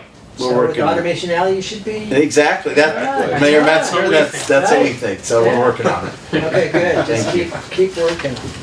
Thank you. Thank you so much. Thank you. Graduate. All right, the next item, consideration of an ordinance adopting and enacting a new recodified code for the city of Pleasant Ridge. Jim, what are you saying? Mary's gonna say it. The city code for the city is a guidebook that the city uses. It's broken down into 2 sections, the city charter and a code of ordinances. The city charter is the makeup of the city administration, how we tax, how we budget, those type of items. And the code of ordinances are the ordinances that we adopt that kind of regulate the city, the zoning ordinance, water rates, downspout disconnections, things like that. So the last time that we updated and rebound the book was in 1994, and we've passed 90 ordinances and 3 charter amendments. So we went several years ago, we undertook the project of recodifying the code, which is taking all those 90 ordinances and having them put into the new code and the charter amendments put into the new charter and republished and rebound. Frank? So that we have an updated code, we have an updated book on file, and you don't have 90 pieces of paper sticking out of your code book for all the amendments that we've done over the years. So also in doing that, we're allowed to put that code online and have it searchable. So people will be able to go to the website, click a link, go to our code, type in a keyword, and find it in our code, which is really cool. That we've been That's working gonna be on so for a much while. fun. So now, Municipal Code is the company that we contracted with to do the recodification for us. It's gone through the legal review process, and we do have all those ordinances bound into a new code. The resolution before you tonight is going to enact that new code and make that code, which is all those ordinances we've adopted since '94, the official code of the city now. So tonight I'm asking that you adopt the resolution enacting that, and then we'll be able to get that going, get that online, get those new code books out to all of you. And then also it includes a supplement service, so biannually, we'll send in the ordinances. They'll just send us the pages that we need to replace, and you'll just pop those into your code books. That's great. Before we do that, we're going to have a public hearing and solicit any comments from the public on the ordinance adopting and enacting a new recodified code for the city of Pleasant Ridge. I open the public hearing. Sorry. Seeing no one, close the public hearing. Is there any discussion, any questions? Yeah, I would just point out that there's many communities in the area who use the Muni Code and have their ordinances online and searchable already. I think this is a great opportunity to really make the laws of our city available and accessible to the residents. Not only does it make it easy to look up our codes, you know, and you can look at other cities if you so choose and kind of see how they do things. I think it's a great move, and I support it fully. May I have a motion to adopt and enact the new code? Mayor, I move that ordinance 411 adopting and enacting the new recodified code for the city of Pleasant Ridge be approved. Do I have support? Second. May we take a vote? Discussion? Yes, Just a discussion. quick comment, or actually it's more of a question for Amy. My initial question was who the municode.com website is intended for, what audience? Because I went there and I wanted to kind of look up other cities and see if I could search, and it seemed to require that I log in, and it didn't give me an option to register. So I was under the impression I must have to be given some special right by somebody. No, you should just be able to go straight to another community's code as long as they're with MuniCode and search their code just by keyword without registering. That's all I wanted to clarify. So any resident could look this up at any time. Thank you. Okay, may we take a vote? Commissioner Krzyjak? Yes. Commissioner Foreman? Yes. Commissioner Perry? Yes. Commissioner Scott? Yes. Mayor Metzger? Yes, motion carries. The next item, item 12, consideration of the certification of delinquent utility bills and delinquent invoices for collection on the 2015 summer tax roll. Who wants that? That's you? Unfortunately, Mr. Humphreys, our water clerk and account clerk, couldn't be here with us tonight, so I will present this item to you. You have before you a list of 51 properties who have either a delinquent water bill or utility bill with us or an outstanding invoice. The total amount of those 51 items is $25,713.34. What we do request that the City Commission certify those items so that they can be placed on the tax roll as a lien on these properties. I would like the City Commission to know that once this is certified tonight, these homeowners will be notified that they have an outstanding balance on their water bill or, their utility bill or an outstanding invoice. And they will receive 2 notices between now and May 1st to make arrangements to make those payments so that it does not become a tax lien. May I have a motion to approve? Mayor, I move that the properties in the city with unpaid water and sewer charges or an unpaid invoice for a period of at least 2 quarters, as certified by the city administration, be placed on the 2015 summer tax roll as a special assessment. Is there support? I second. Any discussion? Okay, may we have a vote? Commissioner Foreman? Yes. Commissioner Perry? Yes. Commissioner Krzyjak? Yes. Commissioner Scott? Yes. Mayor Metzger? Yes, motion carries. The next item, consideration of the adoption of the City of Pleasant Ridge City Commission 2015 goals and objectives. Jim? Thank you, Mayor. Before you, we have a statement of the City Commission's goals and objectives. This is something that we've worked on over the past few months to put together a list of priorities and things that we want to accomplish as a city, as the City Commission for the coming year. This will go into the budget document that we are beginning to prepare for fiscal year 2015 and 16, and it will truly be helped it will help us prioritize budgeting decisions as we make them. It provides something that we can refer back to as a city when we're deciding which projects to fund for the coming year, as a way of determining which projects fund our vision for the future of the city. And it truly does stand as a statement of what we value and want to accomplish over the coming year. So this is something that we'll be revisiting annually and updating, as things change and as the world changes and as we change. But for now, I'd be happy to answer any questions you have on this or clarify any of the goal and objective statements that we have in here. And I do invite any resident to review these. We'll make sure that these are a standalone item available on the website for review once they're adopted, if they're adopted tonight. I just want to say it was a great process, even though I was out of town for the first meeting. Probably enjoyed that one more but I thought it was really well done, well handled, and I thought we all enjoyed the process and really came up with a good list. Thank you. May I have a motion to approve? Mayor, I move that the 2015 City of Pleasant Ridge City Commission Goals and Objectives Statement be approved. Is there a second? A second? Any discussion? Any other comments? May we have a vote, please? Commissioner Scott? Yes. Commissioner Perry? Yes. Commissioner Foreman? Yes. Commissioner Kuziak? Yes. Mayor Metzger? Yes, motion carries. Next item, consideration of the creation of and selection of representatives for the Gainsborough Park Project Plan Selection Committee. Jim? Yes, thank you. What we are asking tonight is, with the passage of the Parks and Recreation millage last November, we're getting ready to begin the process for improving Gainsborough Park. This is an exciting moment. I think we're all looking forward to this.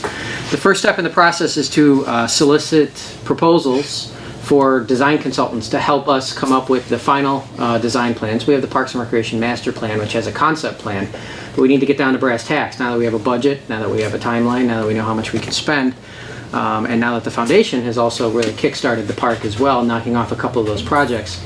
We can double back, see what makes sense for the park, see what we really want to do as a community to improve that space. So we will soon be going out with a request for proposals for consultants to do the design plan for us and to do construction drawings for us and to help us with the bidding process. For the rest of 2015, we'll be doing the design work, ideally to go out for bids next winter for construction and to start construction in the spring of 2016 as soon as we can, with the goal being to have the park completed and finished and looking brand new and fantastic by the fall of 2016. So the first step in that is coming up with a committee to review the proposals we receive back. So we are asking the City Commission and the Recreation Commission to each appoint 2 members to an ad hoc working committee to review the proposals we receive back, to conduct the interviews, and to ultimately recommend 1 consultant to the City Commission for approval of a contract, and then we can start work on the park. So we're asking for 2 members from you for that committee. Okay. Do I have a motion? Mayor, I move that the appointment of Commissioner Jason Krzyjak and yourself, Mayor Metzger, be appointed to serve on the Gainsborough Park Project Plan Selection Committee, and that this be approved. Thank you. Do I have a second? A second? Any discussion? Yes, Mayor, I would just ask, I know in the memo, Jim, you talked about the timeline. You don't have to really get specific with the dates, but I would just ask if you could share with the community the general timeline we're looking at as far as the project going forward, so residents have an idea of some progress that will be made over the coming months. Sure. Our goal is to have the City Commission selection of the consultant happen at the June meeting.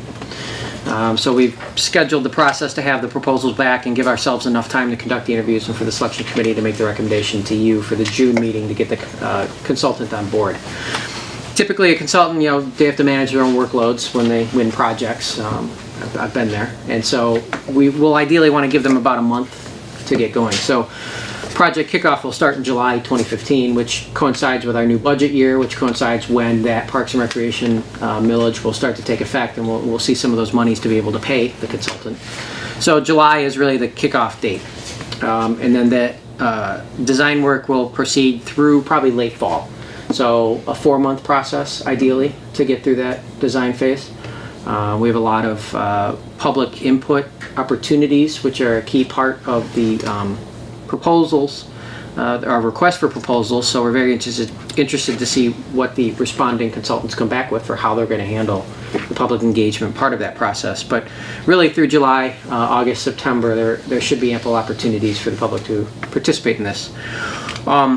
The City Commission and Recreation Commission in late this year would then be asked to approve the plan, which should be a consensus plan by that point.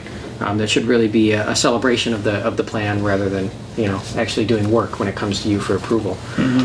So that's the process, and then of course construction plans, bids, getting going in the spring of next year.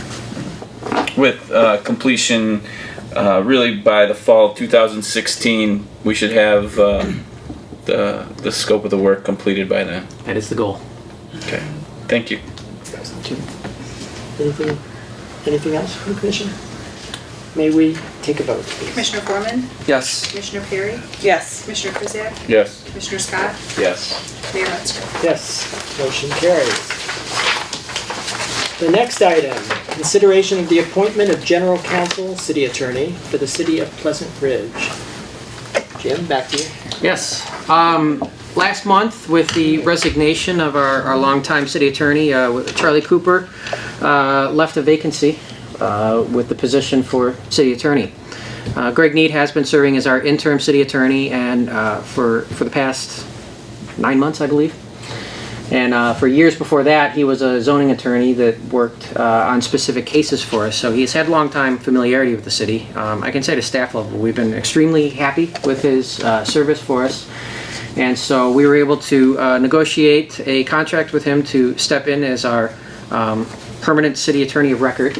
So it is a city commission appointment.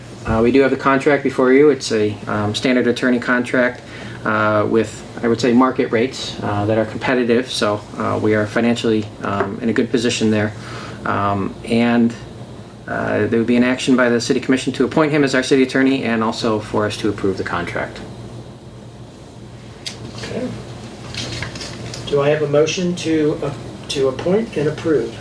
Mayor, I move that the appointment of Mr. Greg Need of Adkins, Need and Allen, PLLC, as the city attorney for the city of Pleasant Ridge be approved for the rates and terms as outlined in his engagement letter dated March 3rd, 2015. Is there support? Support. Any discussion? Mayor, thank you. I would just like to echo what Jim has said about Greg's performance over the last 9 months. He's been very helpful as far as communicating and interpreting some of the legislative issues that we've been dealing with for the 9 months, and I feel very comfortable working with him in the future. He's been nothing but professional and has excelled and really helped this group. I know he's helped me. I would also like to, formally thank Charlie Cooper for his many years of service to this community. Working with him as well, he was always very helpful and answered any questions that I came to him with, and always with a great smile and a big shake of the hand. So we're gonna miss Charlie, but I feel very confident going forward with Greg as our city attorney, and I look forward to working with him in the future. I also wanted to echo those comments and just say how much I appreciate the speed at which you get answers back. I mean, that's been extremely helpful, I think, and extremely important that we are able to count on getting pretty quickly responses and very detailed and the responses that we need for going forward. So I've been very pleased as well. So thank you. Can we take a vote? Commissioner Perry? Yes. Commissioner Scott? Yes. Commissioner Foreman? Yes. Commissioner Krzyjak? Yes. Mayor Metzger? Yes, motion carries. Thank you very much.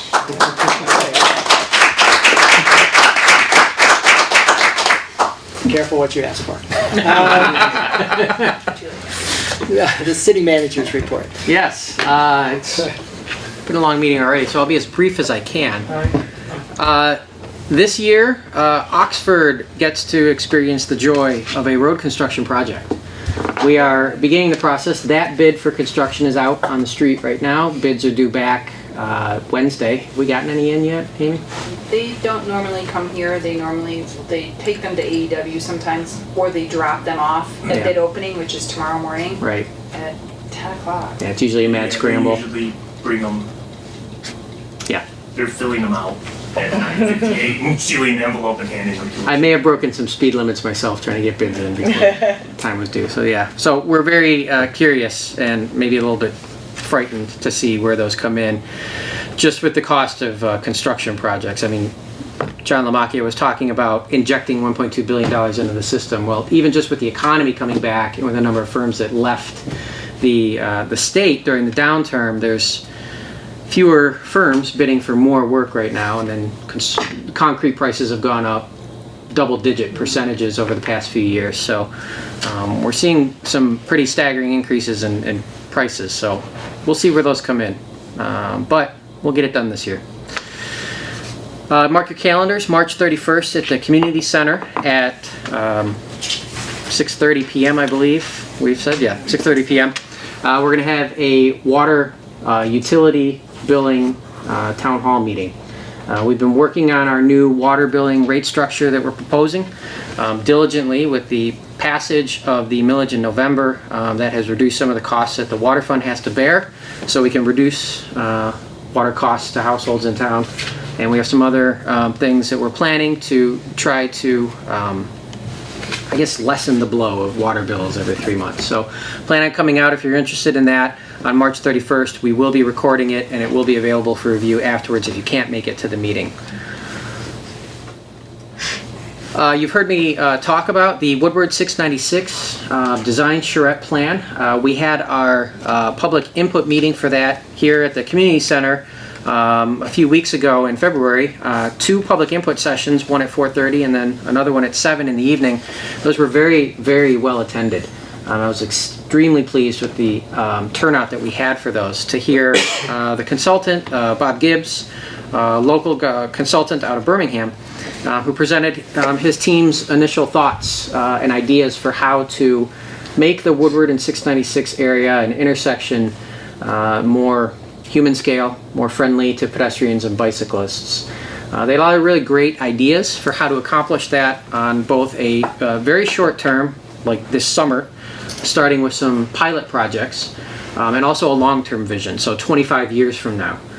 One of the recommendations that's kind of getting a lot of play in reports or in media was filling in the ditch. Now obviously this is a long-term project, much like 375 downtown, where they're studying now whether to bring that back up to grade as a surface street, because it's gotten to the point where they have to spend hundreds of millions of dollars fixing all of the bridges. So now is the time, if they're going to spend hundreds of millions of dollars on the bridges, or spend hundreds of millions of dollars bringing it back up to grade. Well, filling in the ditch would be a long-term concern, much like that. When it came time to do some major maintenance work, it would be time to ask that question. But at this point, we'd be putting our long-term vision on the record that that is what we want to accomplish someday when it is possible, because it's not going to be possible in the near term. So that begs the question, what do we do in the short term? Well, the team had a lot of recommendations for using paint and barrels. We have a lot of excess capacity. The intersection operates generally at a level of service A, which is a free-flowing condition. You have 8 lanes of traffic at the south end of town that turn into 14 lanes of traffic at the north end of town. So we have a lot of excess capacity there. So one of the recommendations of the project team was to take some paint and barrels and eliminate some of those lanes and reclaim that space for the bike lanes, for even just slowing traffic down so you don't have cars going 60 miles an hour off of Woodward onto Main Street to get to 696. Those comments are still open if you want to give any thoughts, whether you were at the public input session or not. If you just have any thoughts in general, the project team is still taking those. The schedule is for them to come back to us in April with the final plan. So we're ending the comment period now, but if you do have any comments, you can email those to david@gibbsplanning.com. And that's David, as in first name David, at Gibbs Planning, that's GIBBSPLANNING.com. Any comments or thoughts you have on the intersection and how to make the Woodward and 696 area, I guess, more humane, feel free to share those. And we do look forward to hearing back from the project team with their final report in April. Once we have dates for that rollout and that presentation, we'll let you know, but one of the plans is for the project team to come to each community and give a presentation at one of our meetings. So we will certainly schedule that, maybe at the May meeting, depending on when that comes back. And finally, the Regional Transit Authority is beginning a Michael Ford's, who's the new executive director of the Regional Transit Authority, Michael Ford's listening tour. They're gearing up for their push, for their millage, for getting bus rapid transit going in the region. And one of the things is they're going out and meeting in communities. We have been in discussions. We've been talking with Huntington Woods and the Detroit Zoo about hosting a joint meeting at the Detroit Zoo for this area of the world. We don't have a date nailed down yet, but we will let you know. We'll let residents know. We'll put it on the website. We'll use all of our avenues of communication to get the word out about that. Tentatively April 2nd. Don't hold me to that, but that's the date that we're gunning for. And that would be at the Ford Education Center at the Detroit Zoo, probably in the evening, 6 or 7. But we will keep you posted as that gets nailed down. The Transit Authority is trying to juggle probably 100 meetings all over the region, with availability of different places. So we do not have confirmation on that date yet, but we'll get the word out. That's all I have for tonight. That's great. Yes, they are balancing a lot. And then we're also part of different sector groups, so we're trying to get local government. I'm working with Hester Wheeler out of the Wayne County and Scott Atkins from the city of Roseville. They've got the sector working plus all the local community groups. So we figured we'd team up with Huntington Woods and the That's zoo fine. and maybe try to eliminate a meeting or two. Maybe that'll get Tiffany to get Michael Ford. out. Right. One other thing I wanted to mention was that involved with the WA3 and the Woodward Avenue Action Association has been very much involved in the 696 Woodward discussion, and obviously we're very much involved in organizing the Shred. And they have been developing a complete streets plan for the entire Woodward corridor from downtown, the 27-mile from downtown Detroit to Pontiac. But part of a board meeting that we had this morning, some of our homework was looking at a TED Talk from the transportation commissioner from New York City, and talking about what, in 15 minutes, it's amazing to see what they did in New York City, starting in Times Square and then going to various neighborhoods with very inexpensive answers to painting streets, adding bike lanes, but cutting off actual lanes of traffic so that you make it much more walkable. In one small neighborhood, they increased the sales in the stores on this one block 170% compared to stores that were on close, in proximity, but on another block that didn't have the walkability, that still had the street people driving by. And just with paint and some barrels and some other, but very inexpensive. Just watching this and watching some of the things that they did and what's possible in a short term gets you very enthused. So looking forward to the short term stuff. Yes, if anyone is interested, that's Janet Sadik Khan, she was the transportation commissioner for New York City. She was a powerhouse, really quite visionary. Google Janet Sadik Khan, SADEK-KHAN, TED Talk. It'll come right up on Google. Well worth your 15 minutes if you're interested in this kind of thing. And it's very interesting. One of the things I've been seeing is traffic engineers have always measured the performance of roads by level of service, and it's a measure that prioritizes free flow vehicle speed over everything else. But that has a lot of impacts. If you ask an economist what the level of service of a street is, a level of service F, transportation engineering street, one that's very congested, that has on-street parking, that is slow moving, is a transportation level service F, but an economic level service A. You know, it's like downtown Ferndale and 9 Mile. You don't go that fast, but there's life and there's vibrancy on the street and there's economic activity happening. You know, downtown Royal Oak, Birmingham, all of it. And on Woodward, you've got the opposite situation, where the businesses that are on Woodward either cater to the car or suffer or don't meet their full potential because it's high level of vehicle service, which is a priority there. So that's really the balancing act that we're dealing with here. And you know, we see it in our business district in Pleasant Ridge, which our business district is negatively impacted by the design of Woodward as it exists today. So that's the fundamental tension that we're trying to better balance here. And sorry, you got me on the subject. No, I like it. I knew I'd get you. Mr. Mayor, question Yes. for Jim. So when the group comes back in April to give their final recommendations, will this be another 1 or 2 public meetings for everyone to attend? Or how will that be formatted? At this point, it's the time for, you know, public input is over in this process. Because this is fundamentally a road project, it's a very narrow range that they're working in.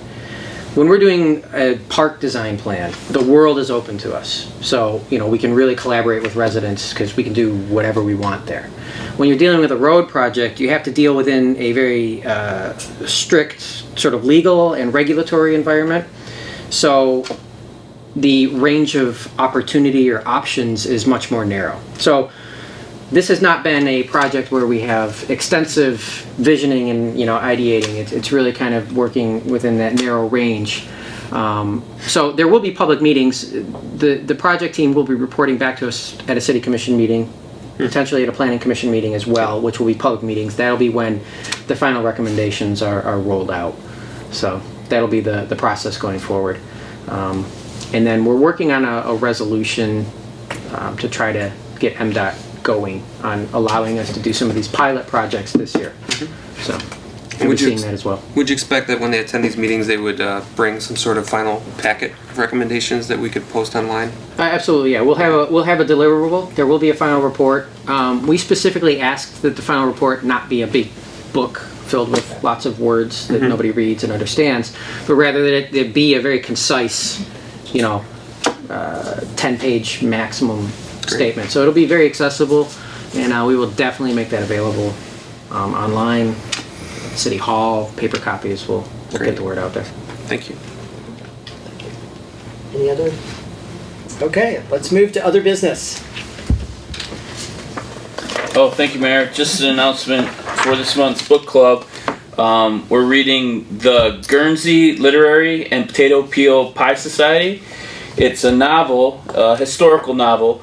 It takes place during World War II, and the idea is that Guernsey is an island in the English Channel. It's occupied by the Germans, and to kind of subvert the occupiers, there's a group of residents who collaborate in this book club around their love of books and literature, but also, you know, there's the political element of living in an occupied country. It looks really good. I haven't read it yet, but it comes highly recommended. If you'd like to join us, we'll be discussing this book on Monday, March 30th, 7 p.m. at the Community Center. So come by. If you need a copy, I can get you a copy. Just email me at my city email address, and I can get you a copy. So please, we'd love to have you to join us in this discussion this month. Thank you. Mayor? Yes. So I've been waiting for this. I know. On Tuesday, March 24th, we're going to have a block club Kickstarter up at the community center, and we will discuss great ways to start block clubs or beef up an existing group. Block clubs can be, they can really help neighbors get more connected and help create potential for social gatherings, neighbors helping neighbors, and it's a great communication source for the city, the foundation, the things like Neighborhood Watch. It should be a really great, just a great way, now that spring is coming, I think people, get out and want to see their neighbors again, and so this is a great way to reconnect. There'll be, one of the things we want to offer is, it's something, it's not a city initiative, it's something that, I know the commission has been really interested in just helping, our neighbors all connect a little better to each other. And so we want to, put out some resources for people to have, either a directory of neighbors, as well as connecting with each other, all the different block groups, so that they can share ideas and stuff as well. So that's going to be Tuesday, March 24th. Bring your neighbors or come alone, but come on up to the community center and we can help figure out how to kickstart your block club. And Scott? And just real quick, I met with Commissioner Perry about this, so I think it's a great idea. Really, the idea is to give the blocks a toolbox to be able to create a good, successful block club. And there's a number of blocks that already have them, so they might be able to come and even help to this thing. But when we were talking, it's very contagious, the excitement that can come from these block clubs and be able to meet your neighbors and do more than maybe just your block party or something. There's a lot of different ideas and different things that can come out of it. So it's exciting. So hopefully thank you. It's going to be fun. And I think, as Ann said, we'd love those existing block clubs, people who have started block clubs. Please come, share your ideas, share your experiences, give us your, what you've done. Frank, did you want to come up? On the 21st of March, Amherst Block Club is having a spring party. Okay. At 77 Amherst, and I have Davis Gloff and I and my son Colin. We've created a directory of Amherst, and we've got most of the people on email, and we've got former residents, which we also invite, people who have moved out of town. So I hope you can come on the 24th. Unfortunately, I mentioned it last night to my son, who is now down in Louisiana on his way to Georgia. But anyway, he's coming back the 19th for this party, but he's going back the 23rd, so he won't be there. So I told him I'll represent him. Well, good. We'd appreciate that. That'd be great. So hopefully we'll see a bunch of you on the 24th. Then also the foundation they're getting ready for the auction, which is May 23rd, which is a Saturday. And so they are, the theme this year is Villains and Heroes. And the foundation is looking for donations. They're going to have the premium silent auction again, as well as the live auction. So it should be a lot of fun. And then, so they're looking for donations, maybe artwork or tickets if you have for some sporting event or other type of thing. And then, or any other ideas that you may have. And then the third thing was, Scott, what is, are there any dates we need to know about with the community garden? Do people need to? Yeah, there's, we have a couple of new residents that wanted to take the community garden on and help it grow and flourish. We had a tough season last year with the flood, and just weather was not our friend last year for the garden. So they have a list of all the gardeners, and they've been emailing them, and they were looking at doing a garden cleanup in April. I want to say the 9th or the 10th or the 11th, I think it was. The 11th or 12th, a Saturday or a Sunday, depending on the weather, to start cleaning the garden up. And they're going to do a big cleanup, and we'll get Brylar out there to get some good soil in there, some compost, and kind of reinvigorate the garden and restart it, and hopefully get a good season in for growing. So it's exciting, and hopefully we can move forward with the garden and great. Help Is there it grow. an email address that people can? If they forward it right now, if they send to the community center, the recreation in the city of Pleasant Ridge, I can forward it on to the great to the guys, and we'll get you on the list. So we'll be sending out some info on e-blast and Facebook about it. So. Cool, thank you. Mr. Mayor, I just had a question for Commissioner Perry. Yes. The date for the auction, is that 100%?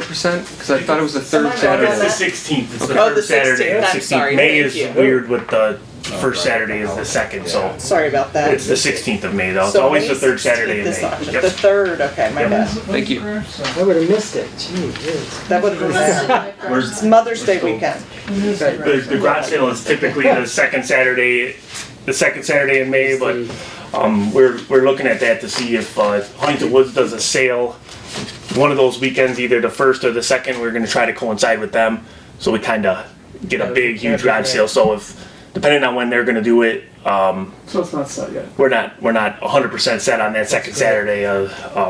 Seems like some people think Mother's Day get in the way. They do get. I think it might for some, and so for others it seems to be okay. But we're going to try to Coordinate with that. try to coordinate, and that way, if we have us and Huntington Woods doing it the same weekend, we'll get a lot more traffic coming through. So we'll let you know on that one. Okay. Thank you. Yeah. Is there anything else? Yes.